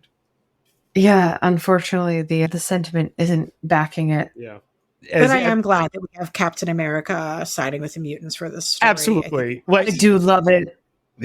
He stands for what America could be. Yep, that's the whole point. Let's talk about who we think is dressed up as Captain. No guesses. I refuse to guess. This is up to you two. That's fine. Okay. I had a really strong feeling about it, and then facts proved that it couldn't be. Based on characterization and physical poses struck by the character, I was like, oh, it's Bullseye. Again, I know I'm like a Daredevil person, so that's why I'm like, it's obviously Bullseye. But Bullseye couldn't lay out Cyclops, right? He's in a power suit. He's in a power suit. No, the reason I'm like, oh, I guess it's not Bullseye is because I believe somebody said something about how it's someone who's going to really be a heartbreaker when folks find out who it was. And I'm like, oh, well, that would not break anybody's heart to find out that it's Bullseye, noted sociopath. So now I'm like, fuck, man, I don't know. Do you have any thoughts, Spencer? Well, you mean Jerry Duggan told that to Connor Goldsmith, right? Yes, sorry. Yes. Okay, Jerry Duggan said that. I think that phrase probably dismantles my theory because he hasn't really been teased here. But one time we were messing around on the Discord, on the Cerebro Discord, with the speculation on this, and I was like, what if it's Wonder Man? Don't say that. That's right. You had a good explanation. Yeah, I can see Wonder Man going along with this crazy Mishigas. He's not always had the most stable relationship to his mental health, but also a powerhouse character that would be emotionally resonant to the Avengers. I think having so recently gone the evil doppelganger Captain America, they probably can't do that twice so soon after Secret Empire, right? I don't think this is John Walker or someone like that. I don't know. He's got relationship. I don't know. I'm not super confident in that take. I don't think that Jerry's comment would really cover a Wonder Man there. Yeah, at the very least, it's someone with animus, in my opinion. This is someone who enjoys inflicting as much psychological suffering as possible on mutants. Which is why Bullseye. But it feels Wonder personal. Man, yeah. But I will say Wonder Man is kind of like Hank McCoy's person he has people view. Yeah, but I feel like they would need to have reestablished hey, remember that Beast and Wonder Man are a thing recently, and B, the two characters who you would really expect to have roles in Fall of X established from the start that don't, Beast and Wolverine. Mhm. Like, this is... Wolverine's been They gave him one very page. absent. They gave him one page in the gala to be like, oh yeah, he would probably feel that Jean Grey is dead. Yes. Which we haven't even gotten around to talking about yet. Yes, Gotta talk about Jean Grey. Yeah. Do we have to talk about Jean Grey? We do. No, we you do. don't think so? I'm a Madeline Pryor fan. Does it have to be such a strict with us or against us? No, She's no. a Here's really the thing. important character of the X-Men. No, here's the thing. I love Jean Grey as a bully. I love her to death as a very self-righteous, a little bit middling bully. And I love the fact that she's been kind of depicted that way. But every time I say it, people get mad at me. I mean, she shoves Angela into sleeper agent role and is like, you're the only one. She is an omega level mutant. Angela's the only one she could convince people to believe might have been a mole. speaking She's of, right, buy that. though. It really is a good sell. It's a good sell. Speaking of, that kind of makes me think that Captain Krakoa is actually a mutant. That like the heartbreak that Jerry might be referencing is that given that they are planting a false mole in Firestar, that there was that they're working with them, and that might be who's in the suit, and no shortage of powerful mutants unaccounted for right now. Yeah, but I don't know. I have no idea. I'm torn between hoping it's someone who has a deep rapport to the point where we're going to be like, of course, when it's revealed, and also really, really hoping it's a deep pull where every one of us is going to be like, oh my God, I didn't even consider this. I'm torn because on the one hand, they've had some pulls like Amelia Vogt with Sword, with these assassinations. Talk that talk. I was so loved that to be a little X-rated. I was kind of turned on when they pulled Vogt out. I got excited and called my friend. I was like, wait a minute, she's back. But I also, if it's someone that perfectly fits that I haven't thought of, and I'm going to go, of course, that's fine too. And that's the thing about Captain Krakoa right now, the way that they've written him and the really, especially with the Blob. Yeah, dude. Yeah, that is so sad. Heartbreaking turn. Heartbreaking. The way that he has such implicit trust is killing me. Yeah. I'm so emotionally distraught. And from an original member of the Brotherhood to have that trust in Cyclops. An original member of the Brotherhood who's been through almost every incarnation and been misled. And it wasn't a fighter anymore. He's a bartender. He just wants to chill on Krakoa. Yeah. And he wants to protect his peace. And I'm so angry that they've made me feel so strongly about this poor man being misled. The fall of Krakoa was the fall of his bar. He needs to come back. The bar needs to come back.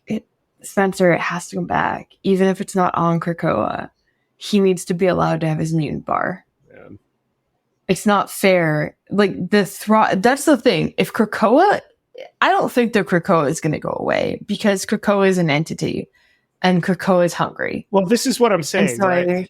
I don't think that Krakoa, the island, is going to go away. But if Krakoa, the nation, persists, I want to see these little pockets of places that are reminiscent of the places they built on the island. But kind of this is the lagoon. Let me take another stab at this because this is what I was kind of trying to get across, like editorially. The fact that we've entered this diasporic moment. Looking at the lessons of Jewish history, the Marvel Comics publishing line could go a really long time without there being a nation of Krakoa. But now that these last 4 or 5 years that we've had as readers of the Krakoa era that's still going on, because they happened, because everyone in mutant kind was affected by it and experienced it, that unless they do, and I don't even really, unless they do like a full continuity, like hard reboot, like wiping minds and stuff like that. The point is that it will always forever be an option. Jewish history teaches us that it may be 700 years between temples. It may be 2,000 years before, and again, very problematic example, before the reclamation of sovereignty. But it's always there. Lest my right hand wither, right? Krakoa will always be there for us as readers and for the characters. It will always have been real. We may be in for a period where we go back to that mansion, right? But it will always be an option, whatever form it takes, whether it's on a living island or whether it's something else.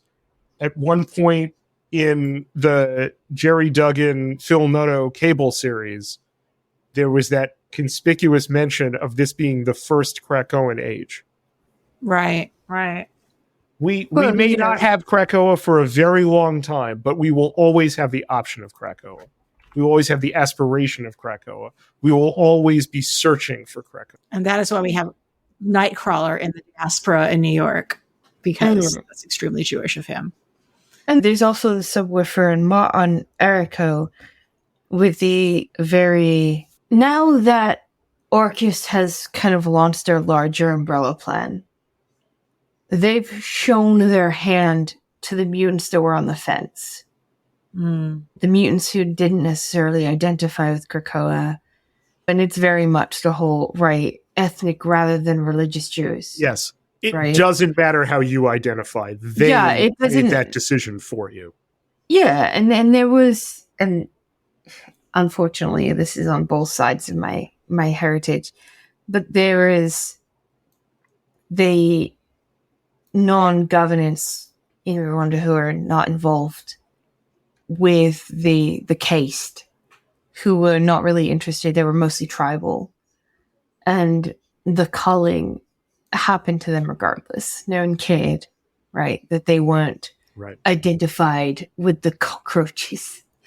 But also on my other side, there's the whole thing of when the registration happened in the 90s and the argument over the benefits and the reparations and the reclamation thing happened with trying to take property from Rwanda who owned property in desirable areas as an effort to relocate us. And I feel like Subwoofer is a really interesting... I love that they focused on someone who was from Chicago. Yeah. Right? He had no interest in Krakoa. He was happy where he was. He was living a good life. Or life as he was happy with it. And now it's very... A blink of an eye. Yeah, it's the... What do they call it? Where it's the idea of like, we can always go back.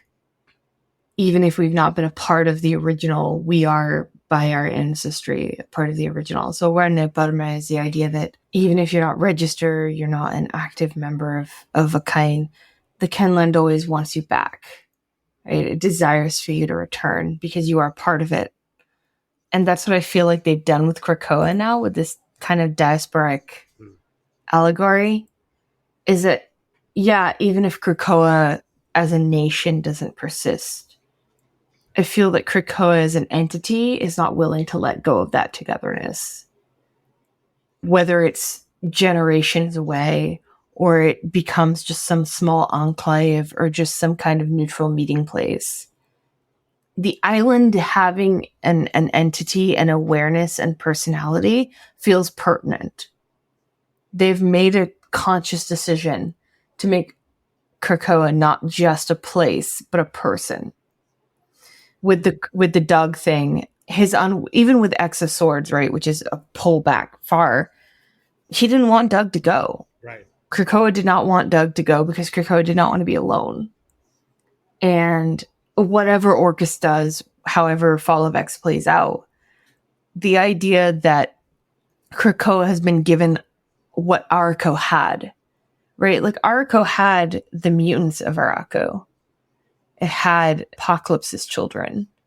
And those children that went through to fight the hordes of Ament, they, in a very diasporic way, were always fighting for the dream of going back to Arakko, right? Yes. Mhm. The dream of peace, the dream of unification.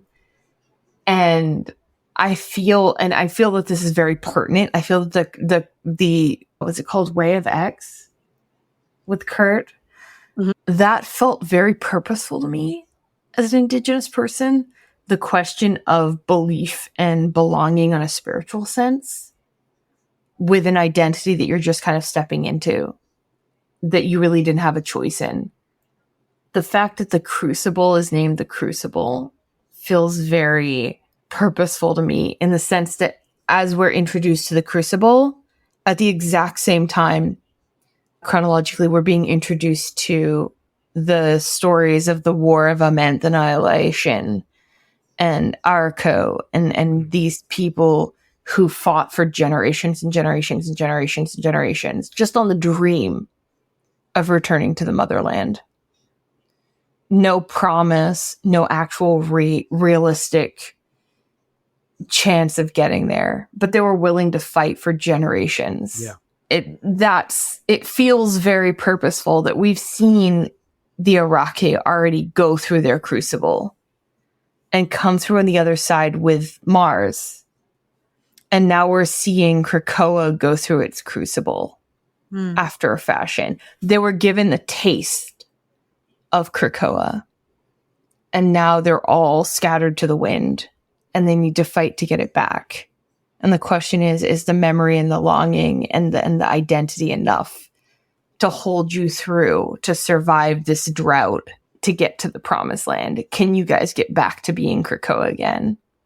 And I think that the resurrection scenes, which I felt originally, I think that was my, whereas like Spencer was like, well, why does Magneto need to stay dead? For me, it was the resurrection scenes where Storm was calling out their names and saying, I know this woman, I know this man. I was always just like, this feels gratuitous. Like, do they do this all day? Do they just sit here and welcome back the resurrected? Is this what they do? And then now that I've seen the loss of Krakoa and the loss of that for them, I understand for them, that must be the most rapturous thing. That's probably what they're remembering. Your old friend is alive again. This person you love, you get to see them again. What the sense of eternity? What do you have on your calendar that's more that you would prefer to do? Like, I think at that point, you don't really return your library books on time. Yeah, when they come back from the mold, right?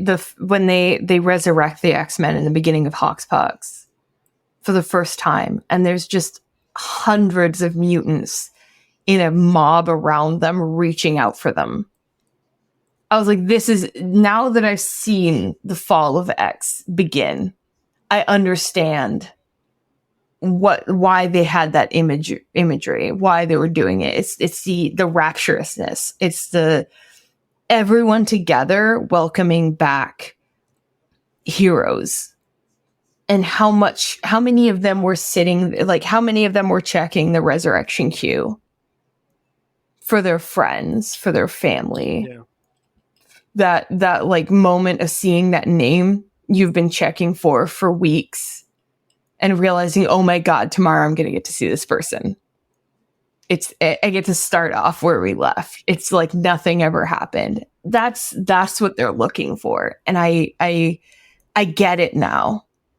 All of these threads they put in, all of these scenes that I felt were so gratuitous and kind of like a waste of page space, I get it now. But I needed to see them lose it to understand why they would want it back. So speaking of someone who's dead, who's really important, who people would be lining up to welcome back. Oh, Magneto? Look, listen, I would sell my soul. I would sell my soul to have Magneto back. He is my favorite. All I will say is I have a notes file explaining exactly how this could happen should such a story be desired. But Marvel. We're talking to you. But speaking of significant deaths, Jean Grey. Yes, this is where we should be going. We're back where we should. And look, have been. I'm a big fan of Jean Grey, and I'm always fine with her dying because she's Phoenix. That's like it's fine. She'll be back. Does. It's like built in. It was a really interestingly foreshadowed in terms of her conversations with Scott prior to it happening. I'm glad that the comics didn't forget that she is also in a relationship with Wolverine, which is important. Even though I'm confused about the comics forgetting that Emma is also in a relationship with Scott. Scott's resurrection. I'm curious to see if the Wolverine book just becomes like him clawing through every member of Orcus possible, because not whatever he comes out as Krakoa, like back. They murdered his girlfriend and they're torturing his boyfriend. Yeah, he is going to kill them all. Yeah, you got it. This is why you have a Logan in this story, right? Yeah, This is what his purpose is. That's what he does. He wades through bodies and he stands over the pile. So, and like Jean was like, "I need you to have a berserker rage right now." So he's like feeling fully unleashed on this. But yeah, I'm so glad that all the mutants aren't dead. I do think we had to have some real significant losses in order beyond just the loss of Krakoa itself, which is the greatest loss. It makes sense to have a few characters die at a moment like this. If you're going to have a few characters die in a moment like this, I'd rather it be Jean than like Prodigy and like characters of color who are just getting a start right now, but who I believe we'll see soon. And so that's why I'm not griping. I think it makes a lot of sense to kill Jean right now. And then I think it's really interesting. And she'll be back because she's fucking Phoenix. And I think it's interesting what's kicking off now with the Nocenti written series of Jean looking back on her life. I think this book is exquisite. Just to speak on the Jean of it all for a second. First, what a death. This was of her 3 deaths, I guess 4 if we're counting Jamaica Bay and I count it as my favorite. 5 stars. 5 stars. No, 10 out of 10. People can talk all they want about the first real death on was it the moon when the sheriff pulled her up? Well, that's why I'm asking if we count her death in Jamaica Bay in issue 101. Absolutely not. Okay. Does not count as a death. That's why I laughed, by the way, because that's what I thought you were saying as a Madeline head. Your favorite one was the one where she just eats it trying to come back to Earth. No, that's funny, but that's what I thought you were doing. No, I see the thing for me, not a Jean fan, not a Jean hater, but not a Jean fan. I think it's fantastic. I've had a lot of fun with it. I like seeing her introspection on her own life in a way that feels honest and not like curated from her perspective. It's her taking a real stock of what's happened and what could happen, what didn't happen, why. I like that. It's one of the first times I think we've seen really explicit in the text the idea that Jean Grey's heroism actively makes things worse.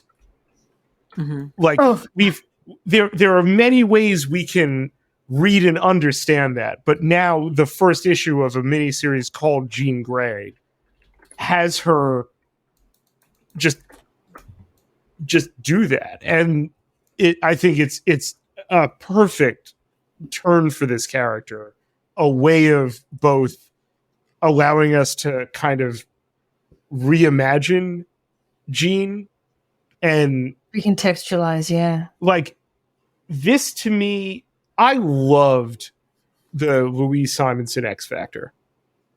I think it really is such a, particularly like the first 2 years of Wheezy X Factor. Some of the best X comics to ever have existed. I've been on record about how I think X Factor 18, the Scott versus Jean fight, is just simply one of the greatest comics the X-Men ever did. And I have nothing to add. I'm in complete agreement. This book was, to me, Wheezy writing how the teenage Jean Grey becomes the version of Jean Grey that Wheezy wrote in X Factor. Mm-hmm. This extremely rich interplay of selfish and selfless. It came through so dramatic. So like also there's this one panel right before she dies in the gala where she like hints at doing some Phoenix shit, like real Phoenix shit, a line that she never crossed before, where she goes, I'm going to gently place our friends down and then I'm going to change your minds. Yeah. And then the narrator like explains like, no, you really read that. She was going to get rid of mutant hatred from the mind of everyone on the planet because she sees, I think that's frankly like growth for Jean. Like that's sort of, I mean, we're really in that moment right there. And this gets to become the story that Wheezy tells in Jean Grey #1. But that's really some like, so what if the Batman just killed the Joker thing right there, right? Like this line that's supposedly like, if you cross it, you kill both you end up breaking the character and the story. And the fundamental crux. Exactly. Yeah. Like right before she dies, she's like, okay, Krakoa is about to fall. I have to mind wipe the world of this thing. I have to get rid of, from humanity, the impulse to see mutant kind as a threat. That has to stop right now. And right before that happens, you remember something like less than a month of publication history or something is Mutant First Strike, where Jean is on this mission. She sees the essentially Proud Boys of Orcus completely sincerely believing something that's wrong, that they also have been manipulated. Yes, how do you reach these people? Yeah, and like it doesn't, Jean at that point is definitely not willing to consider that, well, I can just fix this right now. Right, and here she's about to like launch the damn thing. equivalent of the nuke, right? Like this is a Phoenix moment from Jean. Yeah. And she is interrupted by of all things. The way she dies is a mindfuck of it, because on one level, we see this so clearly from Jean's point of view, both in this issue and in the Jean Grey book. But in the way that it happens, Moira is killing Jean to hurt Charles. So she doesn't even, from Moira's perspective, Jean doesn't get agency. It doesn't matter. Exactly. She's taking away something. She's also treating her as the main weapon, though. She is Omega 1. Like, she is being addressed as a threat on her own terms. Yes. But when Moira kills her, what does she say? She says, look at me, Charles. Look at what I have done and see what has happened to the one you love the most. That's not, I'm killing Jean Grey because Jean Grey is a major I mean, like, of all of the people assembled there, Jean is the threat. More is pedestal, yeah. But at the same time, Moira is settling something between her and Charles, and that is an immensely textured way to take away, for the time being, even though, of course, we have this miniseries, one of the central figures of the X-Men. Big guns. Yeah, and I think that, too, in a way, and I say this all the time, but, like, Scott and Jean are Xavier's favorites, but Hank is the most true child of his philosophy. In a way, it's more of an extension, like, for more personal. It's about hurting Charles at the deepest possible level that she can. And I have my own philosophical and religious beliefs about what she would be now that she's some kind of sentinel. But from a practical level, too, they've done a very interesting thing with Krakoa, in which they've established Omega mutants and mutants in general as resources and assets, right? And we see throughout the Krakoan era this definition of mutants as assets, but not really people. In the same way that Abigail Brand is an asset, but she's not really a citizen of Krakoa. Yeah. Whiz Kid is an asset, but I wouldn't call them him him. We're gonna say them because Krakoa. WizKid is like them vibes. So Yeah, I was confused. I reread Sword today, and specifically uses him, and I was surprised because I'd always read them. We're gonna say them. Yeah, Anyway. them. But these characters are assets, and same thing with Manifold, right? And by proxy Gateway, because he's like a backup. Some of these mutants are just kind of assets, and I feel like Mora went after Krakoa's biggest asset, A, but also B, Charles's biggest emotional investment, because Charles needs to prove to himself that he can make things right. Right, the Dark Phoenix is where he starts to unravel. It's where he can't fix something for the first time, and he chafes at it. I mean, this whole cosmic adventure with the Shi'ar is about preserving Jean because he's convinced he can fix her. And the idea that Mora goes specifically for Jean, who is the Omega that he fixed. She doesn't try to kill Storm. I know, like, no one seems to... They account for Storm being off of Krakoa. But that's easy because she's Arakko. Right? Like, she's the regent of Arakko. She's invested in Arakko. They start a civil war. They're like, that's handled. They don't even consider her, Storm for emotional value. They don't consider any of the other X-Men. They go directly to Jean. And the confrontation. That's why X-Men Red 14 is so good here. Even though it seems so incredible, so separate. Like when Beto comes in to the scene, he's just like, they killed Sam. Yep. They really just gave it such a strong moment with them. It's so devastating. Yeah. On a real level, just the amount of loss. And they haven't even addressed the humans of it all. Right? Like, they killed how many guests? How many people lost family members? And as far as they know, they're never going to get them back. All in that massacre. And Mora just focuses on Jean. That was all she cared about until Rogue popped through that floor.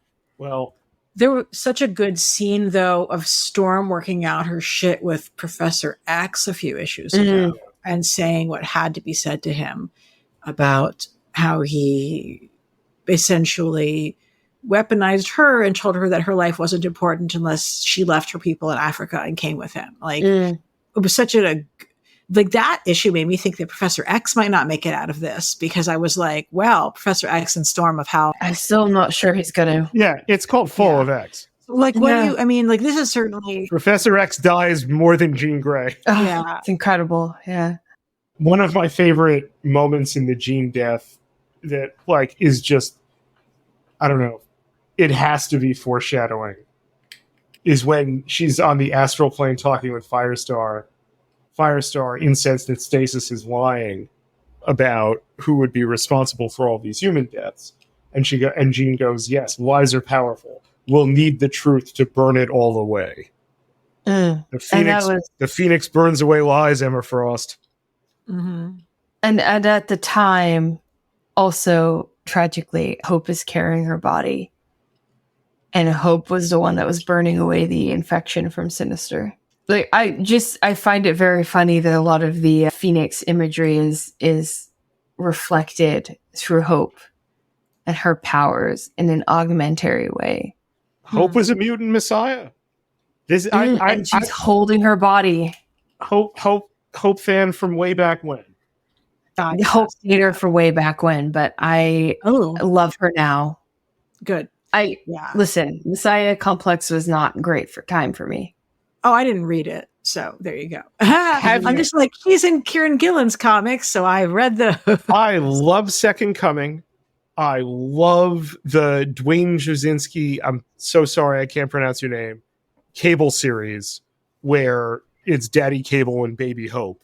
Until I love it, and then I love Generation Hope that Kieran Gillen. Generation Hope is so fucking good. So I'm so overlooked. happy to see Zero in the new Dark X-Men series. Yes. I actually did not like giving Zero the villain turn, to be honest. I'm okay with it, whatever, but I would have rathered him not be. I would have preferred him to be like an asshole who was the superhero versus like having gone full villain, but that's okay. Like now we get to see him in this new story, which will be very cool. God, that's how I've been for Mora. Laura. Oh yeah. So for me, my problem is more the Bishop of it all than it is the Cable and Hope of it all. Yes. But I can never enjoy the Mandalorian vibes of Cable and Hope because I'm always just like, there is an indigenous man committing genocide. It was not a great choice. Being very flippant about it. And he's Aboriginal of all things. Yeah. The ultimate sin. Yeah. And it's not that he's flippant about it because he was raised in an internment camp. The idea that he'd be removed from his culture makes sense. But it's the way that the narrative kind of treats it like a matter of course that bothers me. I like that they've given him and Kate a rapport and Marauders. The idea that he's upset that he wasn't there to prevent her death, even though she could be resurrected, was very nice. But boy, was all of Messiah Complex a rough time to be an Aboriginal fan of X-Men. Denny's camp seems to want to address this I'm hoping in Children of the Vault. I'm begging because the Children of the Vault is so rich for the idea of generational trauma in like in compressed time. I'm ready for it. I read a lot of the Cable and Bishop interactions as being a really deliberate attempt to deal with from Messiah Complex to the Cable series, how all of that can kind of move forward. The only thing we're missing is really a flashback of Bishop discussing literally anything with Gateway. Any type of like reconciliation with what he did would be just nice. Yeah. They did a lot of hand waving. Yeah. I don't know if you can hand wave the conscious choice that he made to say it doesn't matter if it's undone. Yeah. That's a rough line for an Aboriginal character to say. And they haven't addressed it, but I love what they've written so far. They're doing incredible with what they have. I have no complaints about what we have so far. Yeah, I think this is set up in such a strong way. However long, I'm assuming Fall of X is the better part of a year of publishing. I'm not honestly sure, but there's so much richness here that I'm going to have a great time reading books about my favorite era of X-Men quite possibly collapsing. Feels compelling. Yeah, it's a compelling way to honor this. I've been grateful since Hoxpox that I've gotten to be around while it's been happening to read essentially something that once it was created made me realize I had always wanted the X-Men to be. This has been such a special 4 or 5 years. And it's been meaningful to me, and obviously this wasn't something anyone could have planned, but the fact that it happened like during the pandemic and during an extremely rough period politically and socially has been such a balm, a comfort, and an opportunity to reimagine no less than what we want out of life. And I've been blown away that, and perhaps I shouldn't have been, but I should have trusted. Yeah, exactly. That like they earned that. If this is the way that the Krakoa era has to advance / wrap itself up / however else the possibilities might be, that they thought so deeply and planned so carefully that so many of the turns that they made here would be earned, would feel like culminations of the ideas put forward from the start of the Krakoa era. And the only downside to it is that it's so expensive. I was on vacation and didn't go to a comic shop for pretty much all of August. Came back last week. I had read the Gala, the Iron Man issue, and that was it. And the Iceman issue, and that was it.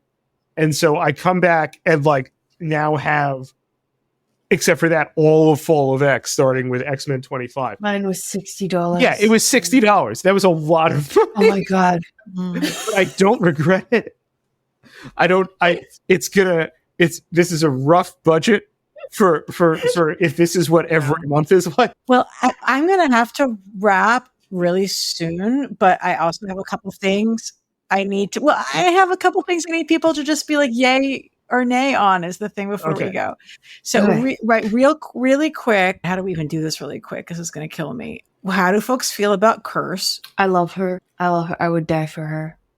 I have not read, because I am generally avoiding stories where there's eco-terrorist stuff happening. I've not read much of their other appearances in X-Men Green, but I'm excited to see what happens with Curse in the realm of X. But I'm also like, I know I missed a lot. So Curse, if I'm not mistaken, is created during the Krakoa era. I think the first time we see her is Marauders, right?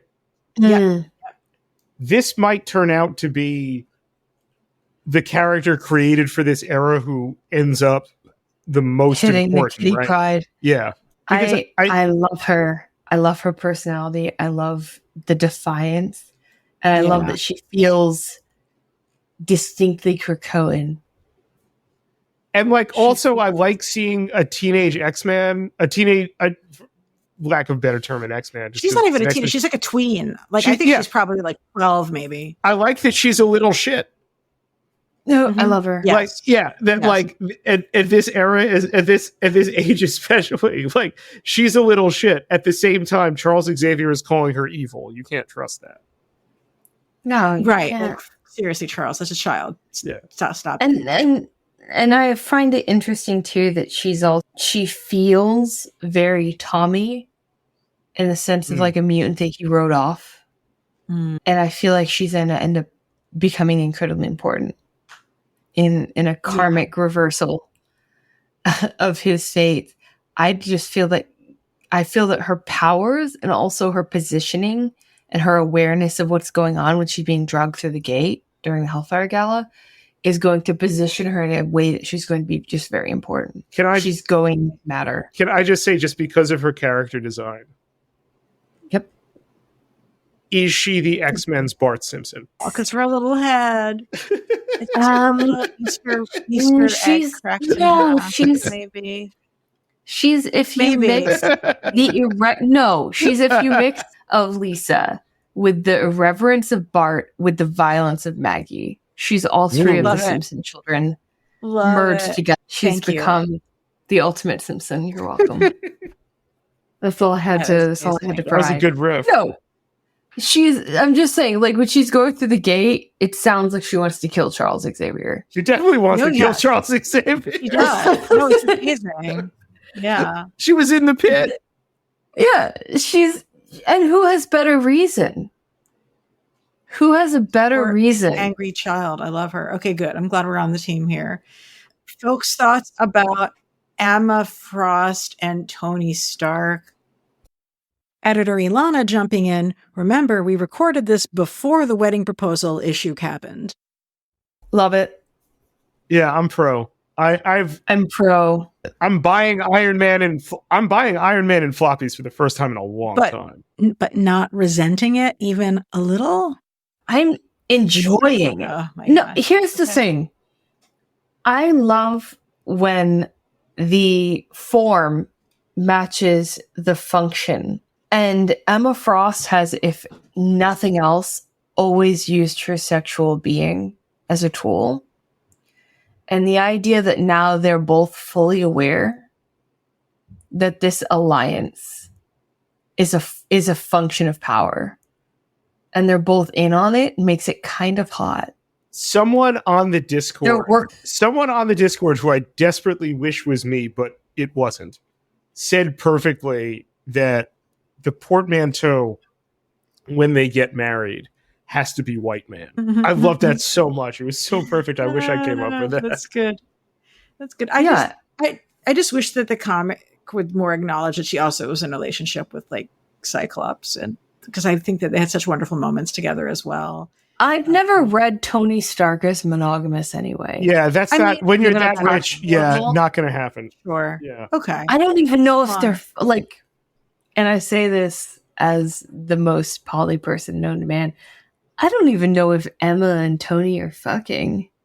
That was part of it. I've always seen them. Yeah, the marriage is a meeting of minds. I've never read it as like a romantic thing. I think that they love each other in an alliance sense and in a friendship way. I don't think that Emma Frost would have called him to account for Genosha if she didn't care.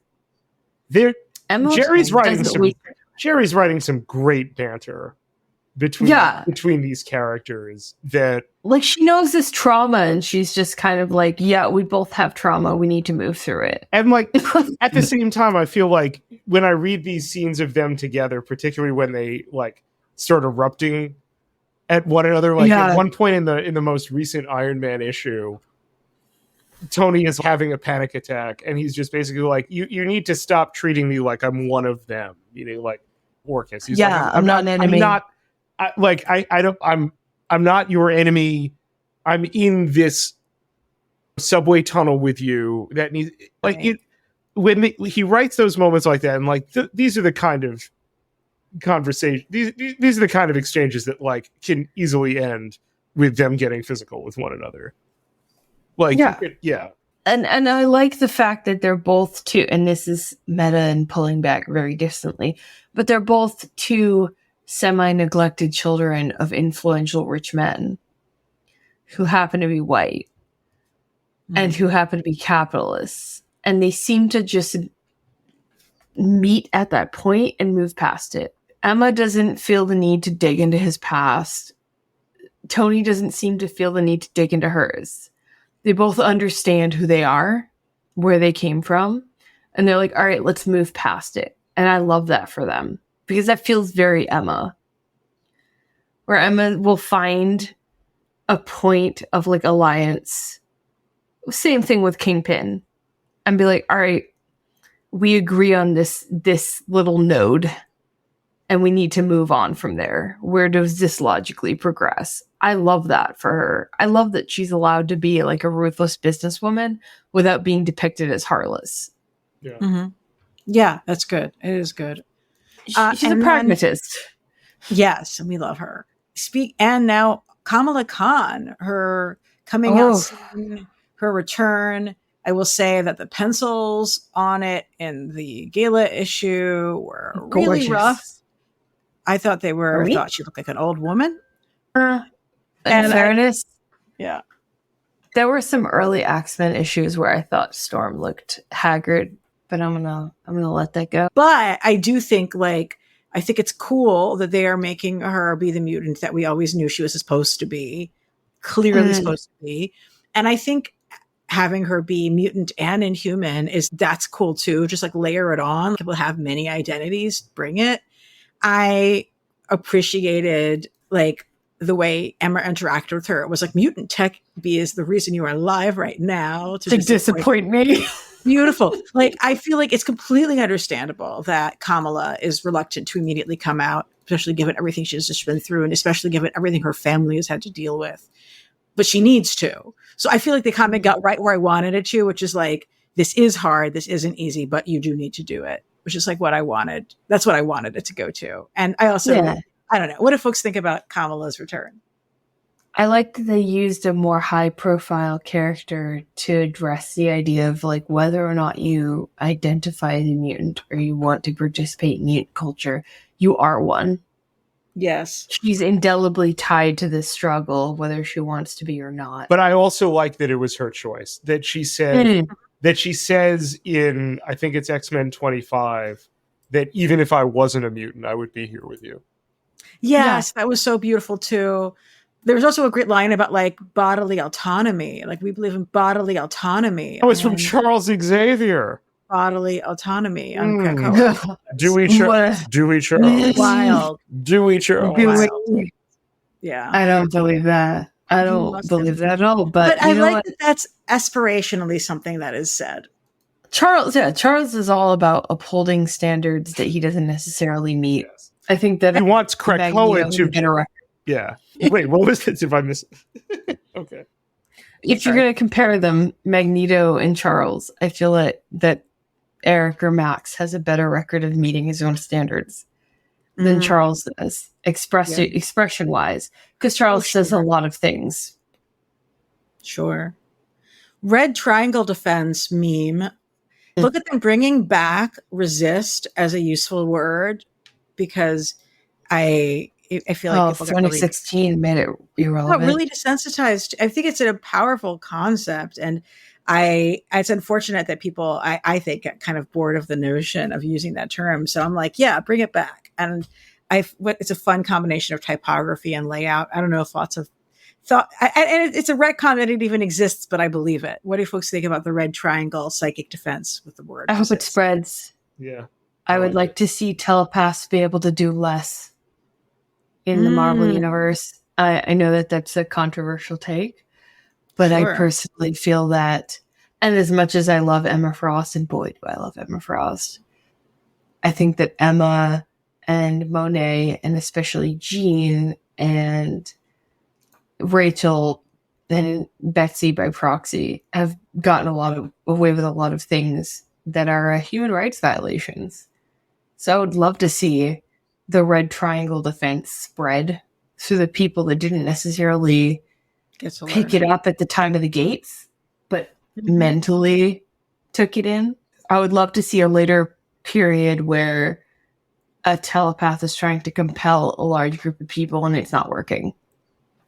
That's all I have to say on that. I've had such a great time. This has been such a fun conversation. This has been really fun, you guys. Thank you for joining me in this, and thanks to our listeners for listening. Kaetun, where can our listeners keep up with your amazing work and insights? Oh, no, nowhere now, because Twitter has become Twitter, and I don't exist anywhere else. No, that's not true. I'm on Tumblr as all perspicacity because I don't shake anything up. And that's it. We'll link to it. We'll link to it in the notes. We'll link to it. It's fine. It's Spencer. In addition to everybody buying Waller versus Wildstorm in September, where else can people keep up? Which they should go and do at their local comic book store. Make sure they have an issue for you. Go buy it. I have a newsletter called Forever Wars, which is journalism about ongoing crimes of the state, both those related to 9/11 and not. That's at foreverwars.ghost.io. I'm on Instagram and Blue Sky as Ackerman. And in addition to Waller versus Wildstorm, you can also buy my book, Reign of Terror, How the 9/11 Era Destabilized America and Produced Trump, in bookstores everywhere. And I'm on Twitter. Yes. Thank you. Please, folks, do yourself a favor. And I'm on Twitter still, but less than I was. Good for me. ELANA_Brooklyn. And I'm on Blue Sky a lot more, which is with my last name, LEVIN, Levin. And as we like to say, keep it geeky.